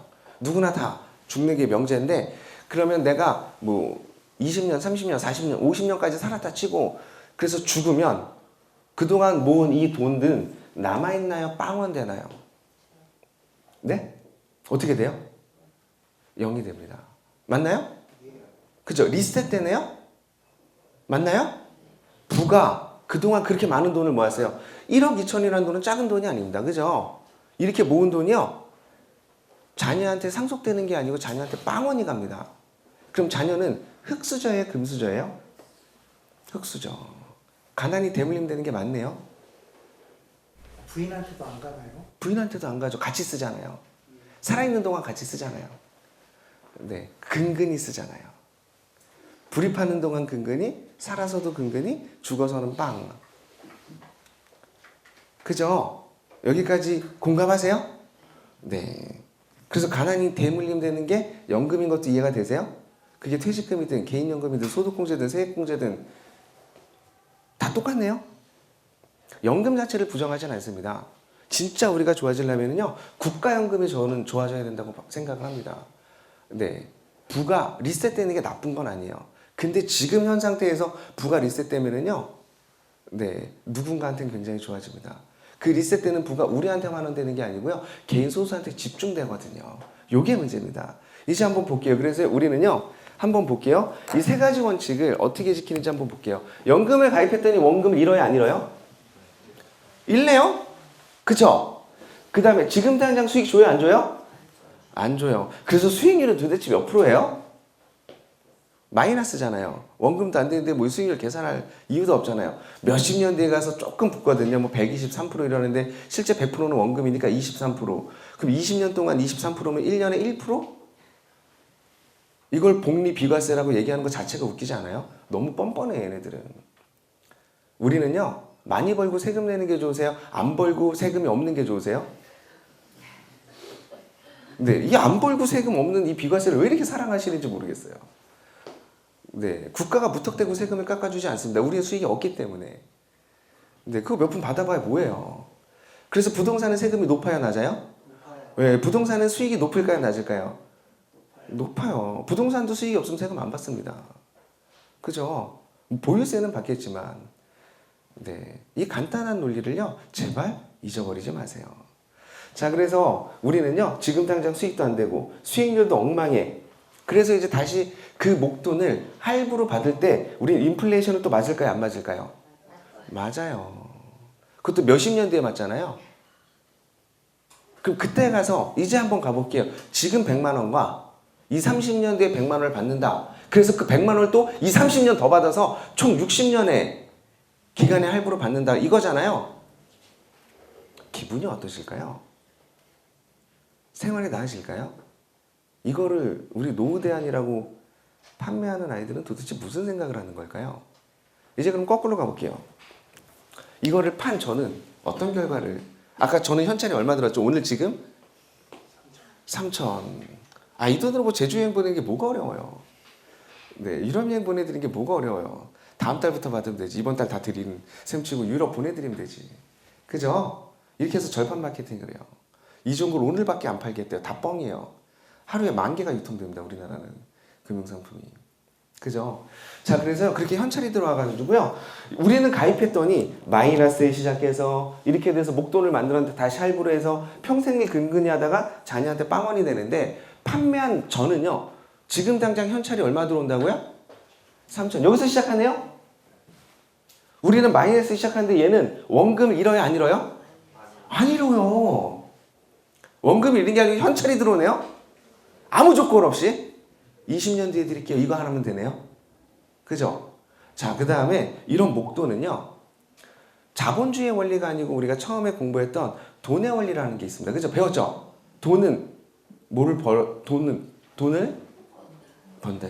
그죠? 언제까지 벌어요? 네, 그 돈을 깨지 않는 한 계속 법니다. 황금거에 배를 가르지 않는 한 알을 계속 낳아줘요. 그죠? 그래서 50년, 100년 주는 게 어렵지 않은 겁니다. 맞죠? 자, 그래서 한번 볼게요. 그들은 여기서 시작해요. 그래서 그들은 길거리에서 장사해요? 빌딩에서 장사해요? 빌딩. 여기서 또 월세까지 나오네요? 그죠? 그럼 빌딩을 몇 개 사요? 수십 개를 사서 우리나라도 땅이 좁으니까 이제 해외까지 가더라고요. 그죠? 그래서 이렇게 가요. 이거 뭐 그래프를 그릴 수도 없네요. 그리고 나서요. 그들은 지금 당장 수익도 원금도 잃지 않고 지금 당장 수익도 어마어마하네요. 이게 엄청나게 커진 게 불과 제가 요 연금 강의한 지는 한 2, 3년밖에 안 된 것 같아요. 저도 이걸 표현하는 방법을 몰라서 고민했었거든요. 근데 제가 이걸 처음에 시작할 때 우리나라에 다른 거 다 빼고 개인연금을 거치는 돈이 그 당시에 37조였습니다. 우리한테 걷어들이는 이 연금액이 37조 나오겠죠. 지금도 3천 거치는데요. 근데 지금은요. 제가 알기로 100조가 넘는 걸로 알고 있습니다. 이거 제가 자료를 안 찾아봤는데 금액이 또 성장했습니다. 맞네요. 네, 그래서 우리는 계속 근근히 살고요. 그들은 빌딩을 삽니다. 자, 그럼 여기서 이제 제가 화가 나는 건 이거예요. 이 모순된 걸 바로 잡아야 되는데, 자, 그래서 그들은요, 이 수익률을 어떻게 계산해야 돼요? 현찰 들어왔죠, 월세 들어오죠. 이 수익률 어떻게 계산해야 돼요? 근데 이거 뭐 수익률 몇 프로? 아까 우리 5%만 만족한다면서요. 얘는 몇 프로예요? 1000%? 10,000%? 이걸 어떻게 계산해요? 아까 우리 몇 프로라고요? 5%? 7% 비밀이라고요? 에이, 저 안 궁금해요. 네, 그 정도로 제가 또 자존심이 약하지 않아요. 네, 이해되세요? 거기다가 그 빌딩은 이제 그 빌딩 건물주가 된 저는 죽을 때 되면 자녀들한테 상속해주든가요, 국가에 헌납하든가요. 그죠? 그것도요, 상속세를 다 내고 하시든가요, 온갖 펌법으로 증여 탈세를 하면서 상속을 해주든가요. 그죠? 대물림 되던데요, 부가? 희한하네요. 걔네는 제가 화가 나는 건 이 포인트입니다. 왜 자녀한테 그 높은 빌딩을 다 물려주면서 열심히 안 살았거든요? 도대체 그들이 열심히 일해서 그 빌딩을 샀나요? 우리가 열심히 해서 그들이 빌딩을 샀나요? 그렇죠. 분노하셔야 돼요. 화내셔야 됩니다. 그리고 나서 우리한테요, 가뜩이나 근근히 살고 있는데요, 이런 방송까지 나오더라고요. 네가 절약을 못해서 더 아껴 쓸 수 있는데, 더 근근히 살 수 있는데 미쳤어? 두 끼만 먹어도 되는데, 이런 것을 교육이라고 하잖아요. 그렇게 아낀 돈으로 또 연금 들래요. 금액이 크면 더 좋다고 하고요. 빨리 가입하면 더 좋아서요. 요즘에는 아이들 것도 어렸을 때 들더라고요. 이게 무슨 망조입니까? 이해되세요? 네. 요것을 조금만 더 쉽게 한번 풀어드리도록 하겠습니다. 그래프로 이제 표를 한번 적어볼게요. 표로. 이렇게 표를 한번 적어보겠습니다. 예를 들어서 30세라는 기준으로 갖고 가고요. 30세에 30만 원씩 네, 연금을 불입하면 20년을 넣게 되면 이건 원금이 7,200만 원이 됩니다. 맞나요? 맞죠? 그러면 30세니까 50세면 원금이 7,200이고요. 60세까지 만약에 이 돈 운영했다라고 하면 아마 연금을 1번 연금으로 한 친구는요, 이제 목돈이 1억이 될 겁니다. 그죠? 언제 60세가 됐을 때. 그러면 얘는요, 다시 한 30만 원 정도를 연금으로 받습니다. 그죠? 몇 년 동안요? 20년 동안 받아요. 그래서 얘네들이 마케팅 용어가 뭐예요? 원금은 다 받을 수 있어. 근데 평균 수명이 늘어나서 근데 오래 살 경우에는 원금보다 많이 줄게 해서 죽을 때까지 줄게 이거잖아요. 그 다음에 결국에 인생을 망친 게 아니죠. 마감하는 그 순간에는요, 얼마를 줘요, 우리한테? 빵원 주네요? 맞나요? 맞아요. 자, 근데 2번은요. 2번 선수는 똑같은 30만 원씩 20년간 붓고 10년을 그냥 적금을 봐요, 적금을. 그래도 여기도 1억 됩니다. 별 차이 없어요. 그죠? 연금도 금리 연동 상품이고요. 금리가 높으면 사업비가 높고요. 그래서 원금이 줄어들기 때문에 금리가 높다 한들 수익률이 직접적으로 우리한테 높아지지 않습니다. 그래서 실제로 연금과 적금을 비교해 보면은요, 수익률 차이가 그렇게 크지 않습니다. 그래서 무시할게요. 자, 그랬을 때 1억을 가지고 이분은요, 은행에 넣으면 뭐가 나오죠? 이자가 나옵니다. 몇 프로 나오죠, 지금? 뭐 상호저축은행 가면 5천만 원씩 두 군데 나누면 한 2%짜리 있더라고요. 찾아보면 요즘에는 2%면 한 달에 얼마요? 20만 원이네요. 그죠? 자, 이 20만 원 노후자금으로 써요, 못 써요? 쓸 수 있죠. 금액 말고. 이 돈은 노후에 쓰든 뭘 쓰든 상관없죠. 그냥 돈인 거잖아요. 자꾸 우리는 제가 왜 여기서 메시지를 드리는 게 뭐냐면, 노후하면 꼭 연금만 생각하세요. 일단 그걸 버리세요. 자, 그냥 노후에 돈이 있으면 되는 거잖아요. 그죠? 돈이 있으면 되는 거예요. 연금 상품이 있어야 되는 게 아니고요. 돈이 있으면 되는 거예요. 자, 그랬을 때 20만 원은요. 언제까지 나와요? 원금이 사라지지. 20만 원씩 받으면 원금이 사라지나요? 안 사라져요. 이게 무한대네요? 얘처럼 20년 조에 무한대요? 무한대요. 그래서 제가 받다 죽으면 이 1억은 국가로 귀속되는 자녀한테 상속되나요? 그럼 자녀한테 상속되고 플러스 얼마가 받죠? 얘는? 이자 월에 20을 받겠네요? 자, 그러면 이제 한번 여쭤볼게요. 끽 한 달에 10만 원 더 받고 한 푼도 안 남기실래요? 10만 원 좀 어차피 근근히 사는 거 안 받고 1억과 20을 자녀한테 남기실래요? 1번을 하실래요? 2번을 하실래요?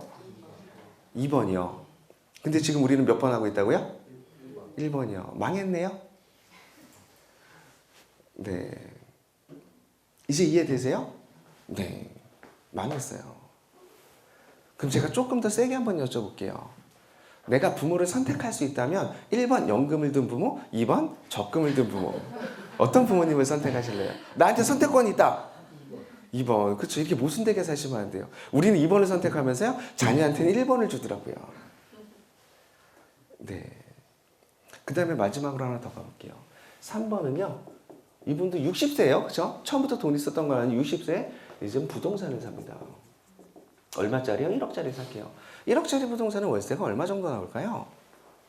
현재 기준으로 30만 원? 30만 원 확실해요?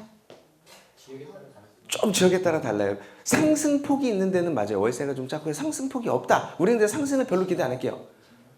그럼 상승폭이 없으면 월세가 좀 더 나옵니다. 네. 얼마요? 월세 1억짜리 부동산. 우리 안 해봤으니까 잘 모르시는구나. 우리 접근만 해봤잖아요. 네. 보통 부동산 월세 수익률 보통 하시는 분들은요, 아주 특수한 그 투기 지역 이런 데 외에는 한 6%는 무난하게 봅니다. 월세를요. 네. 대출이 있으면 더 높아집니다. 네. 그래서 보통 한 50만 원은 무난하게 네, 월세를 받습니다. 네, 이건 제 이야기가 아닙니다. 제가 불과 1, 2년, 뭐, 그 연도마다 이게 다 달라서 지금은 또 찾기가 힘들 수도 있겠지만, 제가 이렇게 강의를 하는 현장에서 오신 분 중에 제 최저 어린 나이가 28살이었던 것 같아요. 기억은 정확히 안 나는데, 2, 3년 전에 와가지고 부동산 어디 갖고 있냐면 홍대 원룸을 갖고 있대요. 경매로 샀는데요. 잘못 산 거예요. 네, 원룸을 분양받는 거는 흔한 일은 아니거든요. 얼마에 분양받으셨을 했더니, 하나는 7,500, 하나는 8,000이었습니다. 그 당시에 월세가 원룸인데 60이었어요, 홍대는. 그러면 1억에 50 어려운 거 아니네요? 그죠? 그러니까 이게 다 달라요. 그래서 그냥 평균치로 가. 뭐 40이어도 상관없습니다. 어쨌든 네, 이 50은 받아서 노후자금 써요, 못 써요? 써요. 받다 죽으면 이 부동산은 자녀한테 상속되나요, 국가에 귀속되나요? 상속되네요? 그죠? 그럼 자녀도 1억 플러스 50을 받네요? 거기다가 내가 받는 기간 동안 이 1억짜리 부동산은 가격이 떨어질까요, 올라갈까요? 올라가네요. 그럼 월세도 올라가겠네요? 자, 이제 우리가 부모를 선택할 수 있다면 1, 2, 3번 중에 어떤 부모를 선택하실래요? 우린 지금 뭘 하고 있다고요? 1번. 이 상태에서 재테크를 더 한다고요? 뭘 하시게요? 네. 요게 네, 연금에 대한 이야기입니다. 그래서 우리나라 연금 구조는 3층이래요. 미쳤나 봐요. 그죠? 그래서 첫 번째가 국가에서는 국민연금, 그 다음에 퇴직연금, 그 다음에 개인연금인데요. 네. 국민연금을 욕하는 게 아닙니다. 정확히 하셔야 돼요. 이 세 개 다 자녀한테 빵원 주는 구조는 다 똑같습니다. 그죠? 근데 다만 다른 게 있다면 얘는 물가를 연동해주고 얘는 회사가 일부를 내주고 이거는 뭐 개인이 알아서 다 떼어야 되는 네, 요런 차이가 있다는 거지. 네, 연금. 근데 이렇게 좀 가볼게요. 뒤로 쭉 넘어가서 우리가 얘기를 한다 그러면 재산을 상속해 주는 게 좋은 것만은 아닙니다. 부가 리셋되고요. 그 부가 다시 우리 자녀들이나 사회에 환원되는 게 좋은 건데요. 지금 이 연금은 오해하지 마세요. 그래서 제가 국민연금을 부정한다 이런 얘기가 아닙니다. 지금 우리의 이 구조는요. 이 부를 다 누가 가져갔어요? 네, 금융회사. 그래서 그들은 빌딩을 갖고요. 그들의 자녀들은 열심히 안 해도 빌딩을 물려받고요. 금수저인데요. 우리는 그렇게 근근히 살고 열심히 살았는데 자녀가 흑수저. 이게 저는 화가 나는 거고요. 두 번째, 그들은 그렇게 해서 부동산 투자를 빌딩을 그렇게 사면서 우리는 집 한 채 못 사게 부동산 값 떨어진다고 협박을 하고요. 지들은 빌딩을 사요. 부동산이 떨어질 거면 지들부터 빌딩을 팔았어야죠. 왜 현대자동차는 차를 안 팔고 한전 10조의 땅을 사냐고요. 이런 게 이상한 겁니다. 왜 자꾸 거짓말을 하죠? 모순된 이야기를 하면서 우리를 왜 자꾸 더 힘들게 만들죠? 이것이 제가 분노하는 이유 중에 하나입니다. 네. 이제 조금 은행에 대한 이야기를 지난 시간에 마쳤고요. 그죠? 빚이 어떻게 생겼고, 그래서 일단은 물가 안정이라는 게 굉장히 중요하다. 이런 것도 얘기했었고요. 대출이 있으면 빚을 빨리 갚아야 된다. 요거까지 얘기했습니다. 그 다음에 이제 오늘은 보험회사 중에서도 보장성 보험이 있고 저축성 보험이 있는데요. 저축성, 즉 노후는 어떻게 할 거에 대한 문제로 연금에 대한 이야기를 한번 드려봤습니다. 그래서 이제 제가 1시간 정도 이렇게 말씀을 드렸는데 혹시 하시는 것 중에 궁금하신 거 있으면 질문 받고 그 다음을 갈게요. 이제 어떻게 하실래요? 네. 네? 부동산을 잘 찍어요. 아, 벌써 또 부동산으로 바로 가요? 또 상품이네요? 네, 부동산단의 상품이에요? 네.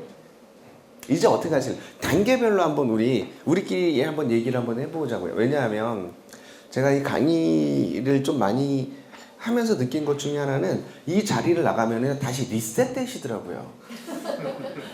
기억이 안 나요. 저만 그런 줄 알았는데 대부분 다 그러시고요. 뭔가를 하려고 하면 두려워져요. 그래서 이제 그럼 어떻게 되느냐? 다시 옆에 분들과 얘기를 하시거든요. 근데 옆에 분들이랑 얘기하면 같이 연금을 드신 분들이거든요. 위로는 되는데 결국엔 서로 합의를 해요. 그치, 그래서 뭐 우리는 어차피 다시 대안이 없으니까 이렇게 살자. 네, 제발 제가 사업을 9번 방하면서 첫 번째로 배웠던 것 중에 하나는 조언을 아무한테나 구하지 말자였습니다. 아는 사람한테 물어보셔야 되고요. 네, 근데 사실 이런 건 좀 부끄러운 얘기인데 그래서 이제 아는 사람이랍시고 금융회사 종사자분들을 뵈면 그죠? 또 다시 팔더라고요. 그죠? 야 이거보다 더 좋은 게 나왔어. 네, 본질은 안 바뀝니다. 저 원칙에 대비해 보시면은요, 이 본질이 어떻게 적용되는 건지 보실 수가 있고요. 네, 그 과정에서 이제 어떻게 해야 되는지를 한번 보시면 조금 편하게 선택을 하실 수 있지 않을까 생각이 됩니다. 자, 그래서 그러면 한 번씩 여쭤볼게요. 나는 대출도 있고 연금도 있다 혹시 있으세요? 주택담보대출도 있고 연금도 있고, 네, 무슨 이게 있는데 손 안 드시는 거죠? 거의 다 있어요. 집에 보면. 네, 이제 어떻게 하실래요? 연금은 어떻게 할 것이며 대출은 어떻게 하실래요? 이게 어제 오늘 배운 내용이잖아요. 배우면 적용을 해야 되거든요. 이제 어떻게 하실래요? 지금 아까는 투자를 말씀해 주셨는데 지금 이 상태에서 투자를 하실 수가 있을까요? 대출 이자 내야지, 상환해야지, 연금도 내야 되지. 투자를 못하게 만들어 놨거든요. 네, 이제 어떻게 하실래요? 일단 한숨부터. 네. 일단은 빚부터 좀 갚아야 될 것 같고요. 빚부터 어떻게 해요? 그럼 연금을 네, 해지하고 네. 하실 수 있겠어요? 원금 손실 볼 텐데. 어찌했던 것 같아요. 네. 이렇게 생각하면 여기 계신 분들 그러면 이제 저분을 이렇게 여기 오신 선생님을 보시면서 어떤 느낌이 드세요? 아이 바보야 해지하지 마. 손실 봐 이런 느낌이 드세요? 아니면 저분은 해지해도 나는 유지해야지? 이런 마음이 드세요? 네, 마음이 편치 않잖아요. 어떻게 하는 게 맞을 것 같아요? 같이 한번 고민해 보죠. 어떻게 하는 게 맞아요? 지금 이렇게 가면은요. 그리고 또 문제가 있어요. 혼자 판단이 안 돼. 집에 가면 배우자분이 계시거든요. 가족분들이 계시고 심지어 만약에 이거를 가족분이 판매한 연금이 대부분이거든요. 주변에 설계사가 있잖아요. 그럼 난리 날걸요? 미쳤어 이걸 왜 해지해? 어디 가서 무슨 이상한 교육을 듣고 와서 이렇게 되거든요. 나는 쇼킹인데 그 쇼킹을 전달하는 과정에서 이게 이상한 걸로 왜곡되거든요. 귀가 얇아 막 이런 얘기 듣잖아요. 네, 논리적으로 가야 돼요. 그래서 다른 분들은 어떻게 하실래요? 자, 이분의 고민을 우리는 어떻게 풀어야 될까요? 네, 일단 해지가 맞는 거는 같아요. 맞아요? 맞아요? 틀려요? 같은데 요 같은 데면 아무것도 안 할래잖아요. 그냥 하던 거 유지할래 이렇게 되거든요. 네, 명확하게 어떻게 풀어주실래요? 발판 지 얼마 안 됐으면 멈추는 게 맞고 네, 만약에 불입하는 기간이 거의 다 됐으면 납입 기간이 다 됐으면 그럼 놔둬야죠. 그럼 또 놔둬요? 저 같으면 놔둘 거예요. 거봐요. 그래서 조언은 아무한테나 구하시면 안 돼요. 선생님을 죄송합니다. 이거 놀리는 게 아니고요. 우리의 실수를 자꾸 꺼내야 네, 그 실수를 안 하니까 한번 볼게요. 제가 서두에도 말씀드렸지만 재테크는요 감정이 아닙니다. 판단을 하는데 근거가 있어야 되고요. 이건 다 숫자잖아요. 그럼 되게 간단해요. 지금 우리는 대출이 있고 연금이 있는 상황에서 네, 되게 간단해. 이게 유지냐 해지냐 이거밖에 없잖아요. 그쵸? 그러면 이렇게 보면 돼요. 이거 산수잖아요. 수익률을 기준으로 판단한다 그랬잖아요. 어떤 게 수익률이 더 좋을까? 이렇게 하면 이제 쉬워지지 않나요? 예를 들어서 유지가 수익률이 더 좋은지 해지가 수익률이 좋은지 요거 계산하면 되잖아요. 네, 뭐가 좋을 것 같으세요? 해지가 훨씬 낫습니다.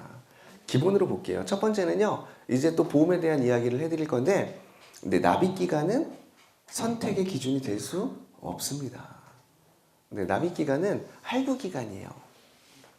무슨 얘기냐면요. 요거 이제 뒤에 가서 보험 얘기할 때 말씀드릴 건데요. 예를 들어서 여기 지금 나이가 좀 있으신 분들이 있으시니까 집에 이런 상품 있지 않으세요? 나는 이 보험이 납입이 끝났어 라는 상품 있지 않으세요? 가족분들 것 중에? 그죠? 납입이 끝났으면 목돈이 된 거잖아요. 돈을 계속 적금처럼 부어서 내 돈을 갖고 가서 그 목돈이 돼 있는 돈에 대해서 권리를 주장할 수 있나요? 즉 지금 당장 이자가 들어오나요? 그죠? 보장을 담보로 수익을 주나요? 안 줘요. 그죠? 무이자로 묶여있네요? 내 돈인데 내 돈 같지 않은 참 희한한 구조의 금융상품을 여기는 다 갖고 계시거든요. 네. 그래서 납입기간은 뒤에 가서 설명할 때는 납입기간은 할부고요. 납입이 끝났다고 권리를 주장 못하고 납입 중에도 권리를 주장 못하고 웃겨요 우리나라는. 납입기간은 그냥 할부입니다. 그래서 어떤 물건을 살 때요. 보험도 하나의 물건이 상품이에요. 확률을 돈 주고 사는 건데 이거를 한꺼번에 내기에는 목돈으로 부담이 되니 10년, 20년 할부로 내는 겁니다. 네, 그래서 그냥 할부. 그래서 할부가 짧으면 월 부담 금액이 커지죠. 대신에 총량의 이자는 어떻게 돼요?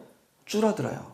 근데 할부가 늘어나면 근데 이자가 늘고요. 대신 월 보험료는 조금 부담이 덜해지죠. 연금도 이와 똑같은 구조인데 조금 다르긴 한데 거의 같은 구조인데요. 결론부터 말씀드리면 이걸 유지하면 일단은 사업비에 따라 납입 기간에 따라 사업비 구간이 달라지긴 하는데요. 첫 번째로 어떤 손실이 있냐면 이 기간 동안 계속 사업비는 계속 빠집니다. 그리고 수익률이 나는 구간에도 사업비는 계속 빠지고요. 연금은 받을 때도 사업비는 또 빠집니다. 그래서 연금이 살아있는 한 사업비는 계속 빠져요. 이 퍼센트만 조금 차이가 있습니다. 그 다음에 두 번째, 이걸 유지하면 또 대출 이자를 내야 되네요. 이자 금액도 크네요. 원금 상환을 못하니까. 그래서 사업비 플러스 이자까지 내면은요, 이거 마이너스 10%가 넘어갈 겁니다. 그죠? 이자만 해도 3점 몇 프로 되실 거잖아요. 거기다 사업비가 12%가 제일 싼 거니까. 그죠? 근데 이걸 해지해서 갚으면은요, 일단 이 비용들을 안 내거든요? 그 다음에 그동안 냈던 돈이 목돈이니까 대출 금액 자체가 줄겠네요? 대출 금액이 좀 이자도 줄겠네요? 연금에 불입되는 것은 상환 능력으로 바뀌겠네요? 상환 기간이 줄어들겠네요? 네. 그래서 제가 아예 대놓고 여쭤본 겁니다. 대출이 있고 연금이 있는 분들은요, 네, 고민할 이유가 없습니다. 이게 무슨 소득공제니 세액공제니 의미 없습니다. 네. 그리고 그 상품 개별로 봤을 때도요, 첫 번째는요, 네, 대출과 재무제표인데 자산과 부채가 있을 때 부채가 많고 적음을 논하는 게 아니고요, 플러스 마이너스를 논해서 플러스 빚이 있어도 수익이 이렇게 되면은요, 빚이 있는 게 좋다니까요. 그래서 우리나라가 지금 부동산 규제를 할 때 뭘 규제를 하죠? 대출입니다. 대출을 받아서 투자를 하니까 수익이 더 좋아져요. 네, 월세는 그쵸, 6%, 7%, 8%를 받잖아요, 투자 대비. 근데 이자는 3%밖에 안 되잖아요. 대출을 받을수록 한 5% 정도 이익이니까 많이 받을수록 수익률이 더 좋아져요. 아주 간단 계산으로. 그래서 어떻게 부채를 활용하느냐의 게임인 거지 빚은 절대로 안 돼 이런 게임이 아닙니다. 근데 이제 문제는 그렇게 빚을 늘려서 투자할 때 리스크가 커지기 때문에 이런 것까지 같이 봐야 된다, 변수가 작용한다, 뭐 이런 차이는 있지만 아무튼 이런 기준으로 해서 보시면 조금 판단이 편하시지 않을까. 그 다음에 두 번째로 연금에서 많이들 하시는 게 세액공제 상품인데, 세액공제 상품이 더 큰 문제는 뭐냐면 얘는 해약을 하면 그동안 받았던 세액공제를 뱉어내야 됩니다. 그래서 두 번 맞아요. 세액공제 뱉어내고요. 또 뭘 받죠? 사업비. 그래서 원금 손실까지 두 번의 연타를 맞거든요. 근데 이거 소득공제 되니까 좋은 게 아니야 라고 하는데 자녀한테 빵원 주는 건 똑같습니다. 그리고 목돈을 할부로 늘어지게 받는 게 제일 불리한 건데 늘어지게 받는 것도 똑같고요. 지금 당장 수익이 안 되는 것도 똑같기 때문에 계산하실 때 반드시 시간 개념을 가지셔야 됩니다. 시간은 돈이다. 1년에 대한 수익, 지금 당장 수익. 그죠? 그래서 제일 중요한 게 뭐가 있냐면 보세요. 그들은 우리가 연금을 가입하는 순간 지금 당장 수익이 들어와요. 현찰이 들어옵니다. 아무것도 안 했는데. 근데 우린 지금 당장 지출입니다. 돈을 내야 되니까. 몇 년 동안 10년, 20년. 거꾸로 한번 가볼게요. 우리가 만약에 그런 돈들을 모아요. 만약에 선생님께서요, 지금 한 달에 금융회사 대출이자, 상환, 그 다음에 연금, 보험, 몇 인 가족이 얼마가 나가세요?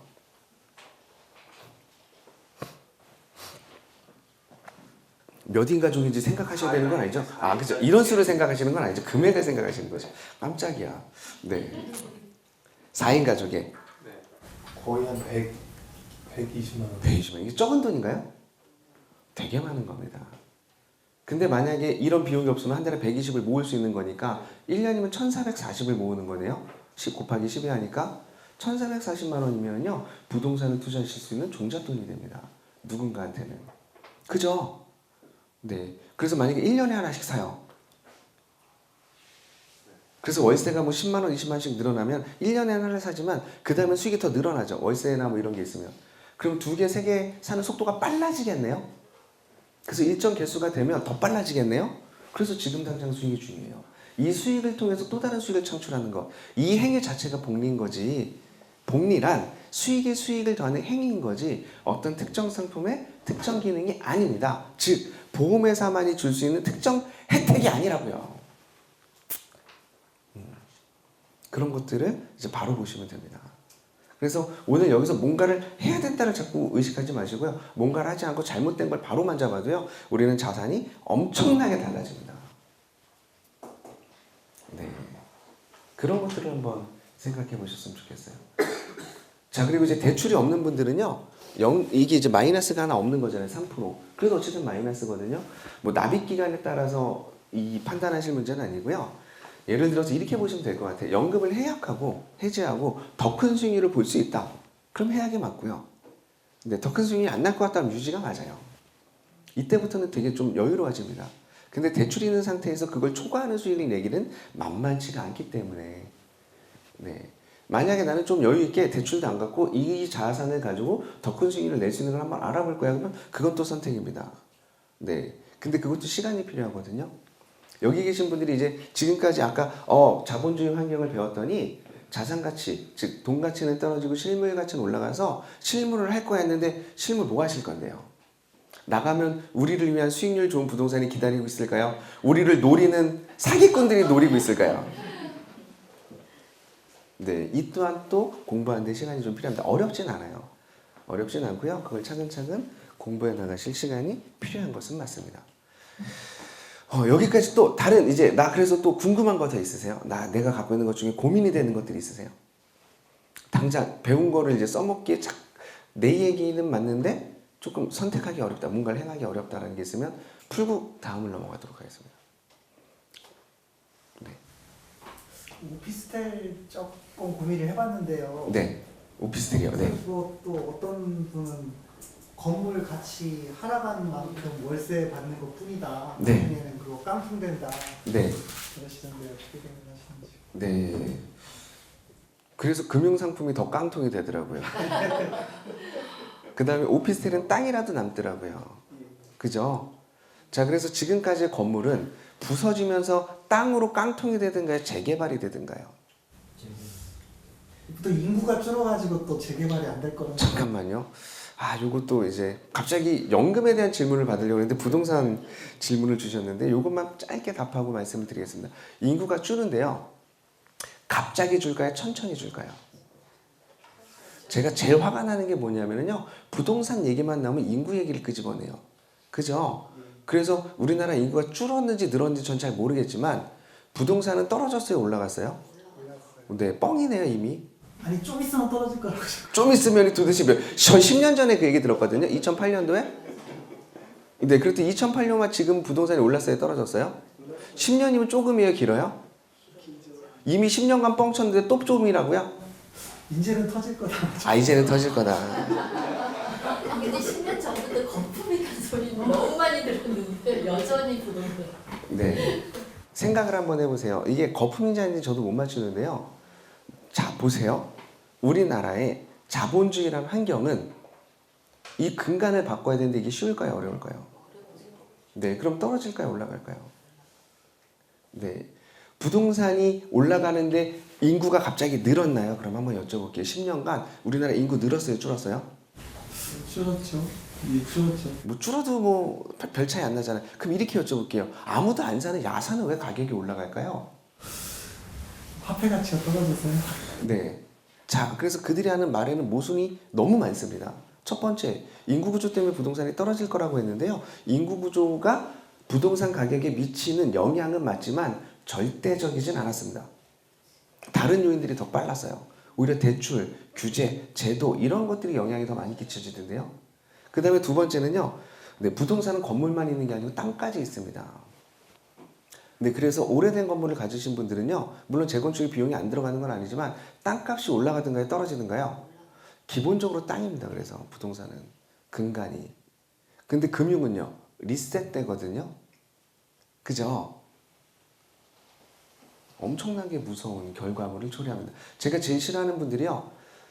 부동산 인구 구조를 얘기하시는 분들은 꼭 금융회사 종사자들이더라고요. 그리고 그들은 빌딩을 사면서요. 우리한테는 인구 구조로 집값이 떨어질 거래요. 모 에셋 거기 보면 뭐 거기 상무님들 나오셔가지고 TV 10년 전거 저 자료 다 갖고 있거든요. 인터넷 좀 다 나와요. 부동산 가격이 떨어질 거래요. 인구 구조 때문에 확. 네. 근데 물론 부동산 가격이 올라가는 게 그럼 정상이 이건 아닙니다. 제가 부동산 만세를 얘기하는 게 아니고요. 부는 리셋되는 게 맞습니다, 원래는. 근데 그건 어떤 경우냐? 우리가 리셋하는 자원이 우리 후손들한테 가서 그들이 노후까지 돈 걱정 없는, 왜 북유럽 같은 좋은 어떤 복지가 돼 있을 때는 그게 맞습니다. 우리가 의식적으로 그걸 추구하는 건 저도 지향합니다. 네, 근데 지금처럼요, 제가 분노하는 거는 어떤 거냐면 집 한 채 못 사게 하는, 네, 가장 기본적인 생존조차 못하게 하는, 우리는 지금 그런 환경이 아닌데 너무 이상만 쫓아도 안 되고요, 너무 현실을 외면해도 안 되는데, 네, 이 과정에서 너무 자기들 주장만 거짓말하는 아이들, 그러면 그들의 빌딩 먼저 팔아달라고 좀 부탁드리고 싶습니다. 그죠? 현대자동차가 차를 팔지 말고요, 저기 한전 부지를 팔았으면, 한전 부지가 10조래요. 그 10조가 얼마나 큰 돈이냐면요, 네, 자동차 회사, 랜드로버, 제규어, 그 다음에 시트로잉인가? 그냥 총 4개 회사 있습니다. 외국계 회사. 4개 회사를 사고도 남는 돈이더라고요. 자동차 회사가 자동차 산업에 투자를 해야지. 네. 이게 무슨 조화인지 모르겠습니다. 이게 정상인가요? 네, 하여튼 요거는 지금 뭐 이거는 제 개인적인 의견이기 때문에 좀 조심스럽긴 하고, 이걸 또 잘못하면 정치적 발언이 될 수 있어서 조심스러운데요. 저는 정치는 무색이고요. 미리 말씀드리지만, 네, 지금까지 역대 대통령 다 사랑하고요. 네, 걱정 안 하셔도 됩니다. 네. 하나만. 네. 그러면 개인이 집 한 채 갖는다는 개념이 네. 도대체 얼마만큼의 금액짜리 집이라는 게 네, 최소 거주를 저는 생각해요. 최소 거주가 몇 평? 사람마다 다른데 요즘에 이제 5평까지 줄었더라고요. 네. 네, 그 정도는 아니고요. 저는 개인적으로 가족을 꾸릴 수 있는 평수 정도는 갖고 가야 되는 게 맞지 않을까. 예를 들어서 이렇게 한번 생각해 볼게요. 여기 계신 분들이요, 제가 놀라운 사실이 있었습니다. 우리가 옳다라고 믿는 게 어디 가면 옳지 않은 경우가 있더라고요. 그렇죠? 이게 시기적으로도 바뀌고 물리적인 환경에서도 바뀌는데, 우리가 이렇게 돈 고민을 하는데요. 예를 들어서 그냥 상상을 한번 해볼게요. 우리가 개인보험회사에 내는 이 개인연금을 안 들고요, 이걸 세금으로 걷어서 우리 노후를 보장해 준다면, 네, 그래서 만약에 우리가 죽을 때까지 돈 걱정을 안 할 수 있다면 이게 더 좋은 사회 아닌가요? 그 다음에 집이요, 우리가 살다 죽어서 영모기지가 됐든 뭐가 됐든, 그래서 또 후손들한테 다시 가서요, 그들이 집 걱정을 안 할 수 있다면, 의식주는 선택이 아닌 필수인데, 보세요, 이게 되게 중요한 문제인데요, 선택이 아닌 필수제를 가지고 장사를 하잖아요. 특정 소수 누군가 엄청난 돈을 법니다. 그게 하나가 의료 혜택입니다. 당장 못 쓰면 왔다 갔다 하는데요, 여기다 가격을 매기잖아요. 예, 그러면은 뭐 부르는 게 값이죠. 맹장 수술 안 하면 죽거든요. 근데 맹장 때문에 죽진 않잖아요, 요즘에. 이게 의료보험 시스템이 잘 돼 있다는 거거든요. 그죠? 자, 이런 식으로 공공의 이익을 위하는 것들은 이익만을 추구해서 안 되는데, 이 필수라는 거는 공공의 몫이 있거든요. 그 중에 하나가 부동산입니다, 사실은. 제가 보기에는 거주거든요. 의식주는 선택이 아닌 필수거든요. 그래서 이런 거에 대한 의식이, 우리가 사회적 합의가 있어야겠죠. 그래서 제가 또 이런 얘기 함부로 하면 사회주의냐 공산주의냐 빨갱이 이런 얘기, 저는 대한민국 토종입니다. 네, 제도랑 상관없죠. 네, 조심스러운데 아무튼 그런 이야기를 나중에 심도 있게 한번 사회적, 네, 가치를 담아서 한번 이야기해보고 싶은 욕심은 있습니다. 네, 그냥 우리가 그냥 결론으로 한번 생각해 볼게요. 어떤 나라는, 우리나라는요, 문제가 심각한 게 대학을 가는데요, 대학을 들어가는 순간 애들이 빚쟁이가 돼요. 카드를 학생증으로 발급을 받고요, 등록금이 없어서 대출을 받습니다. 근데 어느 나라에서는요, 공부 열심히 하라고요, 한 달에 생활비를 100만 원씩 준대요. 뭔가 이상하지 않아요? 우리는 대학생이요, 금융회사 배를 불러주고요, 그래서 졸업을 해도요, 취업이 안 되면 또 그걸 못 갚으니까 난리가 나고요. 근데 어떤 나라는 그걸 다 사회적 비용으로 내요. 우리한테 그런 돈이 있냐 없냐? 제가 봤을 때 있는 것 같아요. 네, 근데 그게 다 누구한테 가느냐? 소수 몇 명한테. 이게 좋은 사회라는 거죠. 저도 사업을 9번 망해서 자기계발서 엄청 좋아했고요, 개인이 노력하면 잘 살 수 있다, 이런 개인 생각을 갖고 있어요. 근데 보세요, 물가가 올라가는 게 제가 노력한다고 해결이 되나요? 네, 그러니까 개인의 노력도 필요하지만 사회적인 어떤 문제도 같이 봐야 되는데, 그렇다고 사회만 탓하겠다는 것도 아니에요. 같이 봐야 됩니다. 이 현상을 가지고, 네, 하여튼 요거는 뭐 수업 주제와는 좀 번외인데요, 갑자기 부동산으로 나오면서. 아무튼 근데 한 번쯤 생각해 보시면 좋겠습니다 라는 거는 맞습니다. 그래서 제가 개인적으로 좋아하는 책이 시골 아니에요. 시골에서 싫어요. 첫 번째로 제가 왜 싫어하냐면 책임지지 못할 말을 했잖아요. 뭐 대구에 인구가 떨어질 거에서 부동산이 떨어질 거랬는데 엄청 올랐고요. 뜬금없이 주식으로 본인은 부자가 됐지만 다른 사람은 망했거든요. 네. 그래서 그분이 열심히 산 건 존경하는데요. 그분이 경제적 발언한 거에 대해서는 네, 결과가 그렇게 좋지 않았습니다. 네. 경제는 맞추는 게임이 아니고요. 잃지 않는 게임이라고 저는 생각하고요. 쌓아가는 게임이라고 생각을 하고요. 그러면 나아집니다. 네. 그 다음에 사회적 관점에서 보면은 이게 순환돼야 돼요. 그래서 이거 일본 빵집 사람이 쓴 건데 시골 빵집에서 자본론을 굽다는 책이 있습니다. 네. 그 책을 한번 보시면 경제는 부패해야 된대요. 이 부패가 뭐냐면요. 한쪽이 벌어서 쌓는 게 아니고요. 이걸 다시 리셋시켜서 사회로 환원해야 된다는 개념의 책이거든요. 한번 보세요. 좋습니다. 제가 그거를 몇 년 전 겨울에 보고요. 엄청 그 한 해 마지막을 따뜻하게 풍요롭게 상상을 해요. 정확히 뭐라고요? 시골 빵집에서 자본론을 굽다. 와타나베 이타루인가? 뭐 제가 잘 못해요. 명사를. 네, 그래서 시골 빵집에서 자본론을 굽다까지는 맞을 겁니다. 아마. 네. 그런 책들 한 번씩 또 보시면 재밌지 않을까. 네. 그래서 저는 개인적으로 부동산을 하지 말아가 아니라 필수기 때문에 주거 문제 정도는 해결하자. 네. 그 다음에 조금 더 한다면 여러 채를 갖기보다는 그냥 생활비, 즉 죽을 때까지 걱정 없는 월세 정도는 저도 네 하고 그 다음에 나중에 그걸 자녀한테 주실지 아니면은 사회와 하나하실지는 그 시대 상황을 좀 고려하자. 무턱대고 주는 것도 예, 아이들한테 리셋해 주는 것도 만만치 않거든요. 네, 누군가 빌딩 갖고 있는데 얘를 리셋되면 이거 어떻게 따라가요? 네. 아무튼 그래서 그런 것들을 한번 같이 고려해 보시면 좋지 않을까 생각이 됩니다. 그래서 지금도 뭐 정치적인 어떤 성향으로 어떤 제도를 할 때 엄청 싸우잖아요. 보수냐 진보냐 그렇게 싸울 문제는 아닌 것 같고요. 네, 물론 이렇게 했을 때 누군가는 재산을 뺏기니까 엄청난 거부 반응이 있을 거고요. 누군가 또 혜택을 보면 좋은 또 지지가 있을 것 같은데 그 양면이 다 존재한다는 걸 저희가 인정하고요. 그러면서 서로 사회적 합의를 하는 게 맞지 않을까 생각이 듭니다. 그래서 이제 또다시 비판 모드로 또 돌아가겠습니다. 이제 또 마지막으로 하나 더 센 욕을 하고요. 원래는 이 내용이 오늘 얘기하고요. 다음 시간 2시간을 풀로 채워도 아마 모자랄 겁니다. 그래서 그것까지 한번 진행을 한번 해보고 오늘 운만 띄워볼게요. 운만 띄워보고 30분 남았는데 그거에 대해서 이제 돌아가시는 길을 또 한번 찝찝이 가시고 다음 주 화요일 날 네, 뵈면 또 재밌지 않을까. 네. 아니요, 이제 보험하려고요. 네. 아직 시작도 안 했어요. 무슨 말씀이세요? 네. 보험에서 안보험 같은 거는 네. 들을 필요가 있는 건지 좀. 있다 없다를 요 강의를 듣고 판단하시면 될 것 같아요. 이제 시작하려고요. 이제 시작도 하는데 질문이 먼저 나오시네. 좋은 현상입니다. 네, 열기가 아주 그냥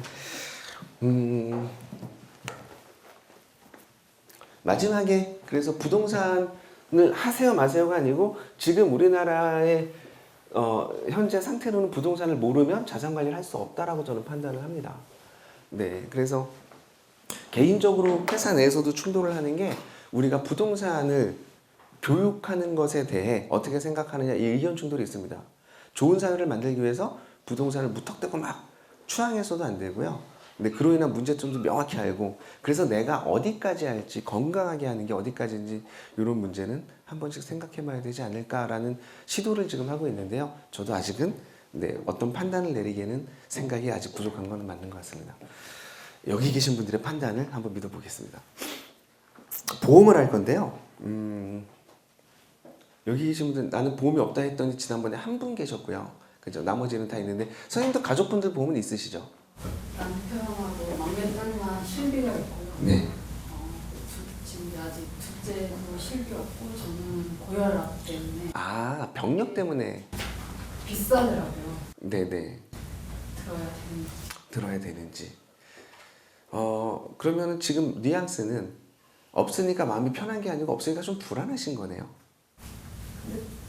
근데 뭐 2, 3만 원에 해결돼야 될 게 저는 이제 막 금액이 6, 7만 원으로 금액 크고 얘가 계속 올라가니까 네네. 실비는 올라가잖아요. 실비는 올라갈 수밖에 없죠 구조가. 그래서 내는 금액도 좀 부담스럽고 그런 것에 대한 이야기를 같이 한번 풀어볼 건데요. 다음 시간까지 할게요. 마음 편안히 보시고요.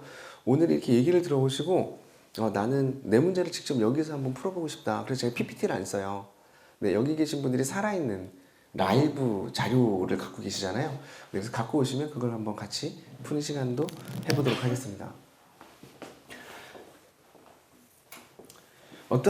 저희가 특히 이제 돈 문제를 논할 때는 기준을 명확히 해야 돼서 항상 제가 사례를 때는 30세 기준으로 합니다. 그래서 여기 계신 분들이 뭐 운이 좋으면 젊어지는 거고요. 운이 나쁘면 나이를 좀 먹는 건데 30세로 하면 다 좋아지실 것 같네요. 다 덕을 보실 것 같네요. 30세인데요. 40세까지 돈을 내요. 그리고 60세까지 보장을 받는 보험을 가입합니다. A라는 사람이 있고 B라는 사람이 있는데요. 둘 다 똑같은 보험을 가입해요. 근데 사망 시 죽으면 1억을 준대요. 이해되시죠? 죽으면 1억 주는 보험을 가입하는데요. A라는 사람은 월에 5만 원씩 돈을 냅니다. 그래서 10년간 600만 원을 내고 보장을 받아요. 즉 10년나 30년 보장이고요. B는요. 똑같은 보장을 받는데 얘는 10만 원씩 내요. 그래서 10년 동안 1200만 원을 내고 보장을 받습니다. 여기까지 이해되시죠? 똑같은 상품이에요. 똑같은데 A는 5만 원, B는 10만 원입니다. 그래서 차이는요. 보장이 끝나는 이 시점이 되면 이 A는 600만 원을 한 푼도 못 돌려받습니다. 즉 소멸성이요. 그래서 600만 원 한 푼도 못 돌려받는 거고요.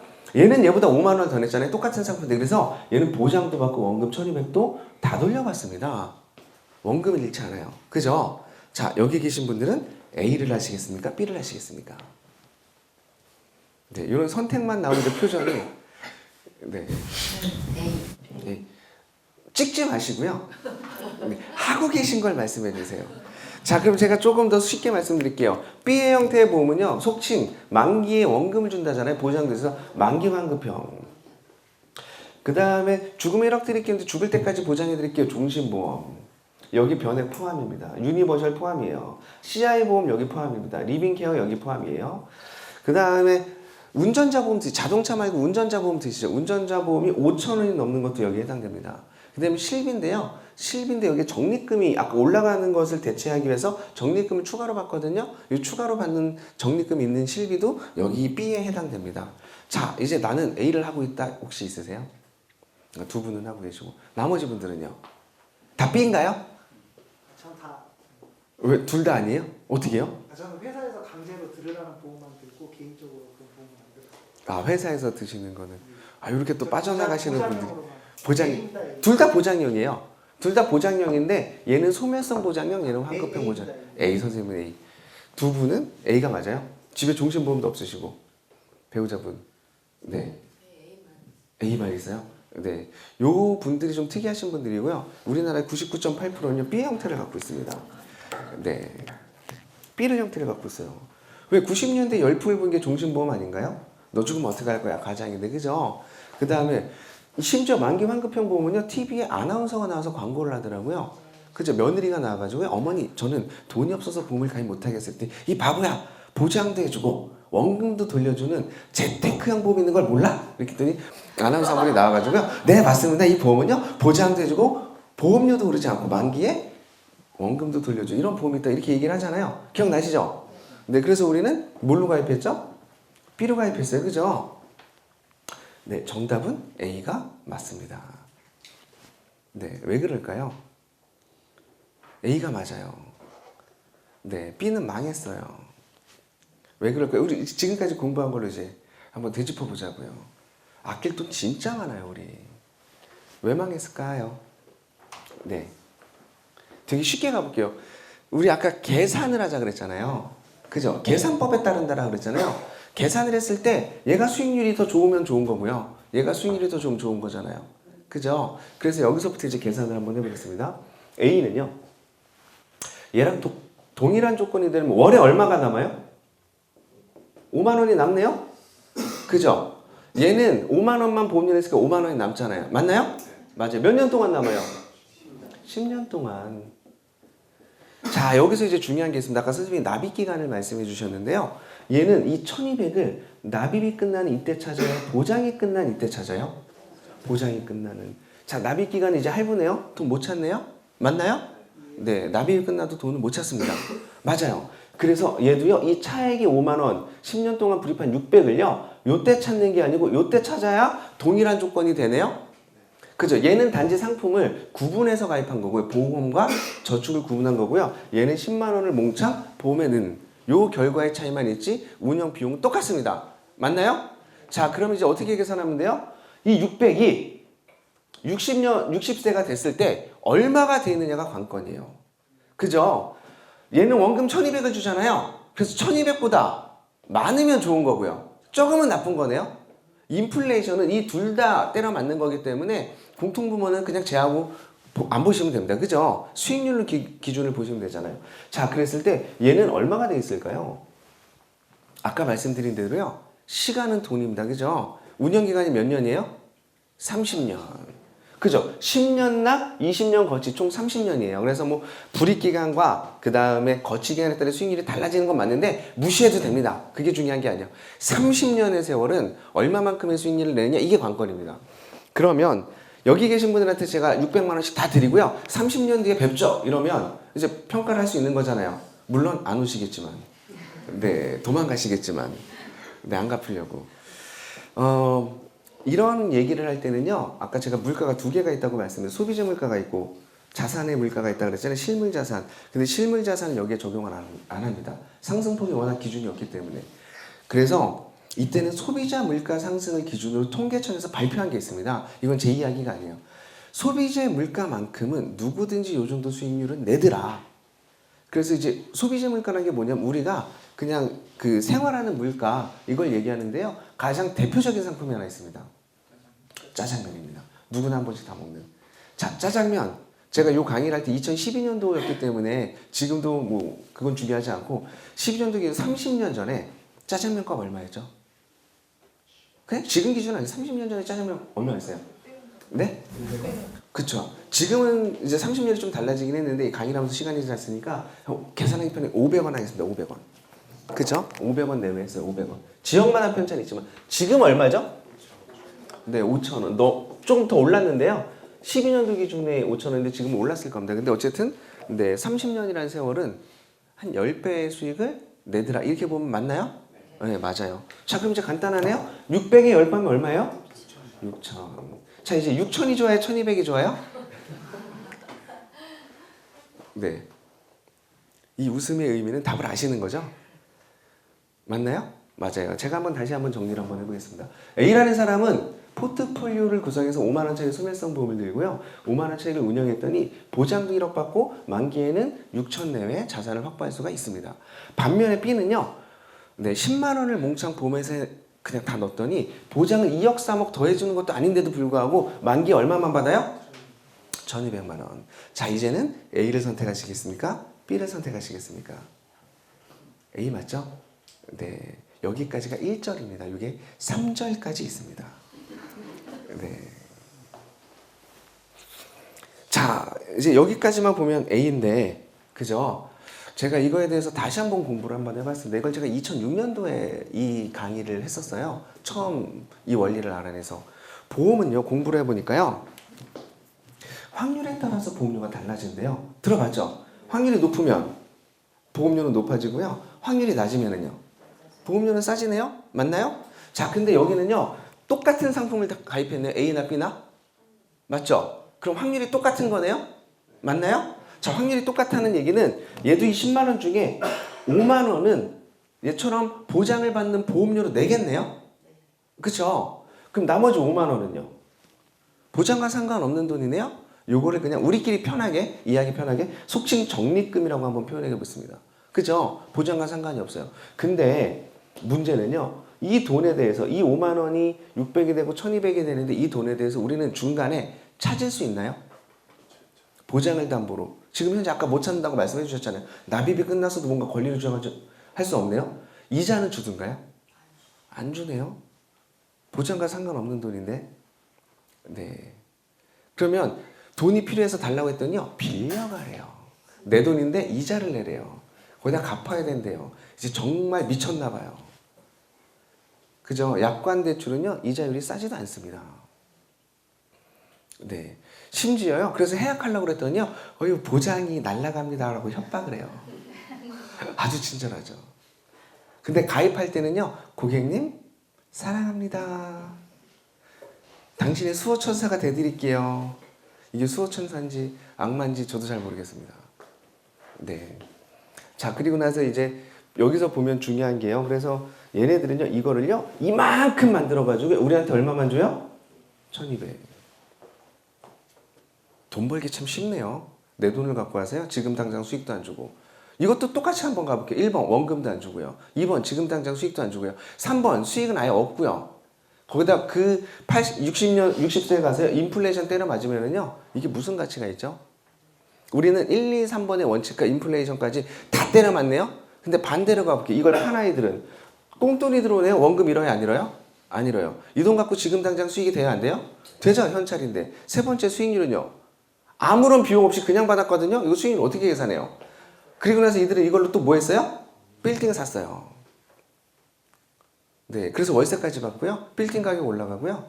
환장하겠네요. 연금으로 빌딩 사죠. 보험으로 빌딩 사죠, 이제. 근데 보험이 없으면은요, 이런 구조를 얘기해 주는 게 아니고요. 너 보험이 없으면 어떻게 이렇게 협박을 해서 보험을 억지로라도 가입을 시키죠.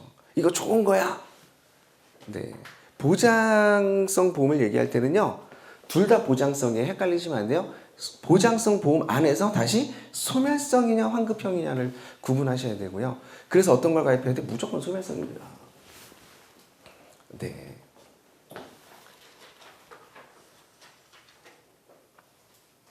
자, 그래서 이 비용을 얘기해야 되는데 비용은 아랑곳하지 않고 얘기 한마디도 안 해주고, 심지어 이런 보험 주세요. 그럼 저는 안 팔아요. 저희는 없어요. 이런 얘기를 하시더라고요. 네. 이제 2절을 한번 나가보도록 하겠습니다. 시간은 돈이네요. 그죠? 자, 우리한테는요, 이제 보험회사가 재미를 들였습니다. 자꾸 속아줘요. 그래서 보험 가입률이 99.8%잖아요. 대부분 다 삐로 가입하셨고요. 대부분 다 속고 있는데 이게 당연한 걸로 돼 있잖아요. 문화화돼 있습니다. 예. 그죠? 그 다음에 이제 두 번째로 가면은요, 보장 기간이 짧은 게 좋대요? 긴 게 좋대요? 긴 게 좋대요. 그래서 우리는 60세 만기로 했어요. 몇 세 만기로 했어요? 80세, 또 100세, 또 종신까지 갔네요. 자, 보장기간을 늘렸더니 우리 입장에서 보장기간이 늘어나서 좋은 것처럼 보이지만 그들 입장에서는 뭐가 늘어났죠? 무이자기간이 늘어났습니다. 60세에 1200 줄 걸 80세에 1200 주면 되잖아요. 그죠? 100세에 1200을 주면 되잖아요. 맞나요? 맞아요. 자, 근데 되게 무서운 게 있습니다. 아까 짜장면 값이 30년에는 10배였거든요. 그죠? 50년은요. 참고로 이렇게 올라가거든요. 여기와 여기는요, 천지 차이입니다. 그죠? 곱하기거든요. 그죠? 곱하기, 제곱에 제곱. 돈의 원리는 무조건 곱하기거든요. 이게 무서워요. 그래서 절대 푼돈을 우습게 보시면 안 됩니다. 이걸 수익으로 환전시키는 연습을 자꾸 하셔야 되는 게 재테크고요. 지금 당장 수익을 만들어서 또 다른 수익을 늘려가는 게 재테크입니다. 그죠? 자, 근데요, 여기서 볼게요. 50년 했더니요, 이제 50년 전에 짜장면값 얼마였는지 혹시 기억하세요? 이건 제 이야기가 아니고 자본주의 책에서 나와 있습니다. 네, 17원 정도 돼가지고요. 네, 몇백 올랐냐면 300배가 올랐어요. 자, 그러면 600만 원 곱하기 300 하면 얼마예요? 18억입니다. 그죠? 63. 300배니까요. 18억 맞잖아요. 맞나요? 자, 그래서 이제 보면은요, 별거 아닌 5만 원짜리 보험 하나를 잘못 들었을 뿐인데 어떤 부모님은 1200을 주고요. 어떤 부모는 18억을 줘요. 내가 부모를 선택할 수 있다면 연금 들고 B형 부모를 둔 부모, 네, 그 돈 아껴서 실물 투자를 하신 부모, 어떤 부모를 선택하실까요? 보장이 차이는 나지 않습니다. 그죠? 여기서 많은 분들이 오해하시는 게 보장을 줄인다고 비용이 준다, 아니 비용이 뭐 이렇게, 이거 아니에요. 비용을 줄이는데 보장과 상관없는 비용을 줄여야 되고요. 그렇게 했을 때 보장은 타격을 받지 않습니다. 오히려 더 좋아져요. 이 적립금을 가지고요, 보장을 확보하잖아요. 훨씬 좋아집니다. 네, 여기까지가 2절이고요. 마지막 3절 가볼게요. 네, 우리는 1990년대에요. 아주 획기적인 변화를 맞이합니다. 금융자본주의, 즉 외국계 보험사, 금융사가 들어옵니다. 그죠? 자, 그때 들어온 게 뭐예요? 종신보험이라는 단어가 들어옵니다. 외국에는 종신보험이라는 단어가 없어서요. 외국계 보험을 가입하신 분들은 9,999년 이렇게 만기가 표현되고요. 우리나라 보험은 약관이 번역돼서 종신이라고 표현이 됩니다. 보험기간 종신이라고 돼요. 그죠? 자, 그랬을 때 종신은 만기가 언제예요? 죽을 때. 우리는 돈을 언제 돌려받는다고요? 납입이 끝날 때 받아요? 보장이 끝날 때 받아요? 보장이 안 끝나네요. 살아생전. 그죠? 그러면 일단은 이렇게 한번 가볼게요. 살아생전 돈을 받아요? 못 받아요? 못 받습니다. 그럼 한번 여쭤볼게요. 여기 계신 분들은 저축을 하실 때요. 살아서 쓰려고 하시는 거예요? 죽을 때까지 안 받으려고 하시는 거예요? 자식한테 물려줄 때까지. 잠깐만 여기서 헷갈리시면 안 되는 게 볼게요. 자식한테 물려준다는 얘기는요. 사망보험금을 얘기하는 건데 지금 사망보험금은 얘도 있고 얘도 있거든요. 그죠? 지금 제가 포인트로 잡는 거는 사망보험금이 아닌 이 적립금을 얘기하는 거예요. 그죠? 종신보험에는요. 정확하진 않지만 주보험의 대략 한 70%가 적립금입니다. 제가 역산을 해보면 대충 나와요. 근데 뭐 계리사분들이랑 제가 따지고 들진 않아서 모르겠는데 얼추 나옵니다. 아니, 그리고 1억원이 A형 같은 경우에 60세가 넘어서까지 안 죽으면은 못 네. 받는 돈이. 그거는 일단은 좀 더 내려갈게요. 헷갈리시니까 일단 여기서 중요한 거는 적립금이 있다 없다로 가볼게요. 그래서 사망에 대해서 종신을 했더니 어떤 결과를 초래해요? 살아생전 이 적립금을 받아요? 못 받아요? 못 받아요. 그죠? 맞나요? 자, 그러면 이 적립금이 있는 건 혹시 알고 계세요? 주보험의 70%가 적립금입니다. 그래서 거기에 금리로 연동하면 그냥 일반 종신이 되고요. 요걸 출금할 수 있으면 유니버셜이라고 하고요. 그죠? 요걸 펀드에 투자하면 변액 종신이라고 얘기를 합니다. 자, 그죠? 그래서 이름은 한 번씩 다 들어봤죠? 자, 이게 응할 때가 아니고요. 아, 이제 큰일 났구나 이러셔야 돼요. 네. 비용이 엄청 셉니다, 얘가. 엄청 세요. 우리가 상상하는 이상입니다. 자, 그랬을 때 이제 결론을 한번 지어볼게요. 그러면 죽을 때까지 마칠종 몸실이잖아요. 너 죽을 때까지 보장해줄게. 이 얘기는 납입이 끝나도 못 받고 살아생전 못 받아요. 자, 그러면 죽으면 받나요? 죽으면 사망보험금은 받죠. 이것 때문에 든 거잖아요. 가족들을 유족을 위해서. 제가 말씀드린 이 적립금 받나요? 못 받네요. 어떤 종신보험이 사망보험금도 주고 추가로 적립금을 드립니다라는 보험이 있던가요? 없습니다. 조금 전문적으로 이해하시는 분들은 가산보험금이라는 얘기하는데 그거 무시할게요. 네, 그거 모르셔도 됩니다. 주나요? 적립금? 안 줘요. 쉽게 갈게요. 얘는 600만 원을 1억짜리 보험을 들면 죽으면 1억 받고요. 요 저축액 받아요? 못 받아요? 받죠. 별도로 운영했으니까. 얘는 10만 원을 뭉창 보험회사에 넣었더니 사망보험금 1억은 받지만 플러스 알파가 있어요? 없어요? 없습니다. 이해되시죠? 자, 그러면 이제 볼게요. 살아도 못 받고요. 만기가 안 끝나서 죽으면 받나요? 못 받아요. 죽든 살든 못 받는 저축이네요. 죽어도 못 받고 살아도 못 받네요. 이 저축액은 적립금은 상속도 안 되고요. 안 돼요. 못 받는데 무슨 상속을 해요? 줘야 상속을 하지. 자, 그럼 이제 다시 한번 여쭤볼게요. 이게 무슨 영화 나레이션 제목 같아요. 죽든 살든 못 받는 저축을 하는 게 맞아요? 안 하는 게 맞아요? 네. 근데 하고 있잖아요. 네. 강하게 부정하시는데 선생님 외에 다른 분들이요. 네. 그죠? 이제 이거 어떻게 하실래요? 해지해요? 그럼 보험은 어떻게 하시게요? 저축해요. 그러다가 저축하다 아프면은요. 네. 요 찝찝함을 가지고 가셨다가 화요일 날 네. 이제 푸는 시간을 또 갖도록 하겠습니다. 네. 요게 이제 2시간짜리예요. 그래서 이 이야기를 좀 많이 할 건데 일단 이렇게 가볼게요. 일단은 부탁의 말씀을 드리는 게 그 보험은요. 절대 먼저 선회지 안 됩니다. 연금은 해약해서 재가입하는 게 어렵지가 않아요. 못 팔아서 안달이기 때문에. 그래서 연금은 해약하는데 뭐 서두른다 해서 제가 책임질 일이 크게 없습니다. 근데 보험은요. 재가입이 안 돼요. 병력이 있으면. 그래서 편차가 있기 때문에 저희가 컨설팅을 할 때 보통 5에서 7회 정도 상담을 거치면서 하거든요. 가족 수대로 다 꼼꼼히 봐야 돼요. 그래서 절대로 개별 해지하지 마시고요. 이 강의가 끝날 때까지 들어보셔도 어차피 한평생을 지금까지 속고 살았잖아요. 그래서 일주일 더 늦어진다고 큰일 안 나요. 네, 그래서 정확히 알고 가시는 게 중요하니까 네, 알고 그때도 선택이 만약에 어렵다 그러면 저희가 상담을 해드리니까 마음 편하게 네, 시간을 갖고 좀 검토하는 시간을 가지시면 좋겠고요. 일단 오늘 수업은 여기까지 하고 왜냐하면 이걸 더하면 안 끝나요. 그래서 지금 끝내드리고요. 질문 있으면 궁금한 거 있으면 질문 받고 마치도록 하겠습니다. 네. 나만 봐도 사기인데요, 저거는. 어떤 거요? 저렇게 종시금 해가지고 안 주면 그 사기인데요. 네, 그 연금도 사기고요. 그렇게 되죠. 근데 선생님, 네. 들은 입장에서는 네. 그거 저의 B라고 하더라도 네. 저의 원금은 1,200만 원 들어간 거잖아요. 네, 맞아요. 1,200만 원 들어갔는데 죽었을 때 나는 1,200만 원 했는데 죽었을 때 저 1억 4만 보험 그거 네네. 그거 봤죠? 받는 걸로 만족하는 거죠. 그쵸, 맞아요. 근데 이거예요. 600 내고 1억 받을래? 1200 내고 1억 받을래? 네, 만족하시는 건 뭐 선생님 몫인데.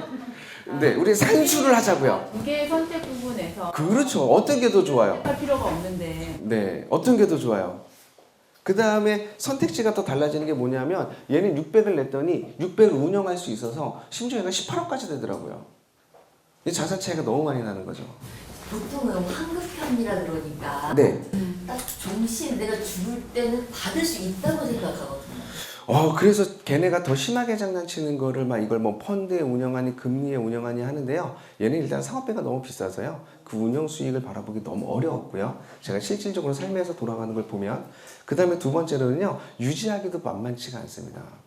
그 다음에 거기 묶이는 돈이 너무 커가지고요. 그 돈 때문에 투자를 할 기회 또한 잃어버리니까 악순환으로 자꾸 바뀌어요. 네. 이제 제가 조금 편하게 말씀드리면 적게 벌어도 잘 사느니 적게 벌어서 우리가 못 사는 게 아니고요. 벌만큼 버는데 이런 금융 비용이 너무 많아서 못 사는 이 지금 현상이 너무 심각하다 보니 과감하게 제가 책 제목을 그렇게 썼던 거고요. 네, 그런 이야기들은 조금 더 세부적으로 하고 싶어서 네, 이렇게 강의도 드립니다. 네. 직장에서 보험이 주신다고 해준 게 있었잖아요. 네네. 그런 상황이라서. 네. 근데 저희는 실비를 따로 개인 보험회사에 가입을 하고 네. 직장에서 그 가입되는 보험은 네. 안 받기로 했거든요. 그러면 약간의 돈이 더 나와요. 네, 맞아요. 네, 그래서 그걸 선택해서 하고 있는데 그게 옳은 건지 지금. 네, 그거는 나쁘진 않아요. 아, 네, 나쁜 방법은 아닌데요. 문제는 선생님이 가입하시는 실비가 어떤 실비인지를 검토를 해야 되고요. 네, 그 다음에 그 약간의 돈으로 또 뭘 어떻게 활용할지도 검토를 해야 돼서 이걸 하고 안 하고의 문제가 아니고 어떤 방향성이 다 맞게 가는지를 다 검토하실 줄 알아야 될 것 같아요. 네, 그럼 같이 계속 고민할게요. 네, 그래서 제가 요게 원래는 세 번째 수업 때 하는 이야기들이에요. 근데 해보니까 이 부분에 질문이 제일 많아서 다른 이야기들은 굳이 안 해도 되더라고요. 그래서 이걸 해서 질문이 없으면 그 다음 진도를 나가도 그 진도를 나간다고 해서 뭐 특별히 네, 핵심 포인트는 아니기 때문에 알아두면 좀 편한데 이 정도여서 일단은 좀 순서를 바꿨습니다. 사실 강의를 하던 중간에. 네, 그래서 보험 얘기가 좀 빨리 나왔고요. 근데 이걸 가지고 다음 시간에 못다한 이야기하고 또 질문 받고요. 증권을 갖고 오시면 그게 얼마나 심각한지 네, 갖고 오시는 증권 자료를 몇 개를 샘플로 해서 또 말씀을 드릴게요. 네. 근데 그 보험을 팔잖아요. 네. 걔네들이 파는데 네. 그 파는 사람들은 네. 그거를 알면서 파는 거야, 모르고 파는 거야. 아니, 모르시죠. 그러니까 그분들을 원망할 수 없는 게 금융회사가 이런 교육을 해주던가요? 안 해줘요. 팔면서 자기도 모르고 파는 거야. 네, 몰라요. 교육을 안 받는데요. 오히려 이렇게 얘기하죠. 이게 되게 좋은 거야. 네, 그래서 이렇게 얘기해요. 이 좋은 걸 너도 가입하고 가서 사람들한테 알려. 이렇게 교육을 해주거든요. 그러니까 보장자산 그런 용어가 한때 유행했었는데. 네, 맞아요. 보장자산 아니에요. 보장 사기죠. 네. 정확히 알자고요. 네. 지금 보험이 만약에 지금 아예 없다면요. 네. 지금 들어야 될 보험 종류를 좀 더 알려주시면. 네, 그거는 다음 주에 같이 말씀드릴게요. 그러니까 지금 현재는요, 오늘은 종류나 범주를 얘기한 게 아니고요. 보험을 들 때 소멸성을 들까요? 환급형을 들까요? 이게 핵심 포인트예요. 그렇죠? 그러니까 보험의 종류 되게 많아요. 화재보험, 실비보험, 암보험, 건강보험, 상해보험, 운전자, 배상 되게 많은데요. 네, 이 모든 것들을 일단 1차적으로 A형으로 보시면 일단 비용에 대한 손실은 줍니다. 네, 그 많은 종류를 다 해도 보험료가 얼마 안 하는데 많은 분들이 포기하시는 게 많은 것을 가뜩이나 많아서 부담되는데 이걸 또 비싸게 하다 보니 보험료 내다가 인생 끝나요. 그러니까 이렇게 얘기하죠. 젊을 때 다치거나 아프거나 죽으면 어떡할 거야? 이렇게 협박하고요. 나이 들어서 안 죽으면 어떡할 거야? 그래서 앞에서는 보험 들고 뒤에서는 연금 들고 이 두 개를 다 내다 보니 우리는 집도 못 사고요. 네, 이 말도 안 되는 현실을 직시하셔야 됩니다. 일단 그래서 범주는 제가 다음 시간에 말씀드린다고 말씀을 드리는 거고요. 범주만 하셔야 될 게 아니에요. 우리나라의 국가건강보험단이 어떻게 원리가 돼서 이게 어떻게 민간보험사까지 영향을 미치고 그래서 우리가 알아야 될 게 뭐고 외국계 보험사가 그래서 허점이 뭐고 이래야 되는데 뜬금없이 나는 외국계가 좋아. 네. 또 어떤 분들은 국산 것이 좋아. 기준이 뭐냐고요. 그래서 기준을 자꾸 아시면 판단하시기가 좀 편해집니다. 네, 그럼 휘둘리지 않죠. 네, 이 수업은요 어떤 방향성을 잡고 남 얘기에 휘둘리지 않게끔 하기 위해서 이런 원리를 잡고 공부하는 거고요. 어려우시면 그 사례를 갖고 적용하다 보면 그쵸? 문제를 풀고 이렇게 자꾸 이제 샘플로 자꾸 풀다 보면 보이잖아요. 네, 그렇게 진행을 한번 해보도록 하겠습니다. 또 이제 가시는 길 좀 편해지실까요? 네. 그래서 이런 것들이 다 이제 적용이 돼서 마지막에 재무제표, 현금흐름표, 방향성이 나오면 그때는 이제 시간이 갈수록 좋아집니다. 근데 이게 되게 재밌었던 게 오늘 제가 오전에 3년 전에 제가 상담했던 분을 뵀었는데요. 엉망진창이었어요. 캐시플로도 엉망진창이었는데 지금은 캐시플로도 플러스로 돌아선 것도 좋은데 자산이 많이 늘었어요. 3년 사이에. 이분은 아예 그래서 이분을 이제 우리 쪽에서 강사로 모셔서 강의를 좀 부탁드리는 자리가 오전에 있었거든요. 저도 행복했고요. 오히려 저보다 이제 투자를 더 잘하세요. 네. 하여튼 뭐 그렇게까지 되실 수 있지 않을까 생각이 들고요. 그래서 오늘 내용은 여기서 마치고 마칠까요? 네. 네, 고생하셨고요. 다음 주 화요일 날 뵙도록 하겠습니다. 수고하셨습니다.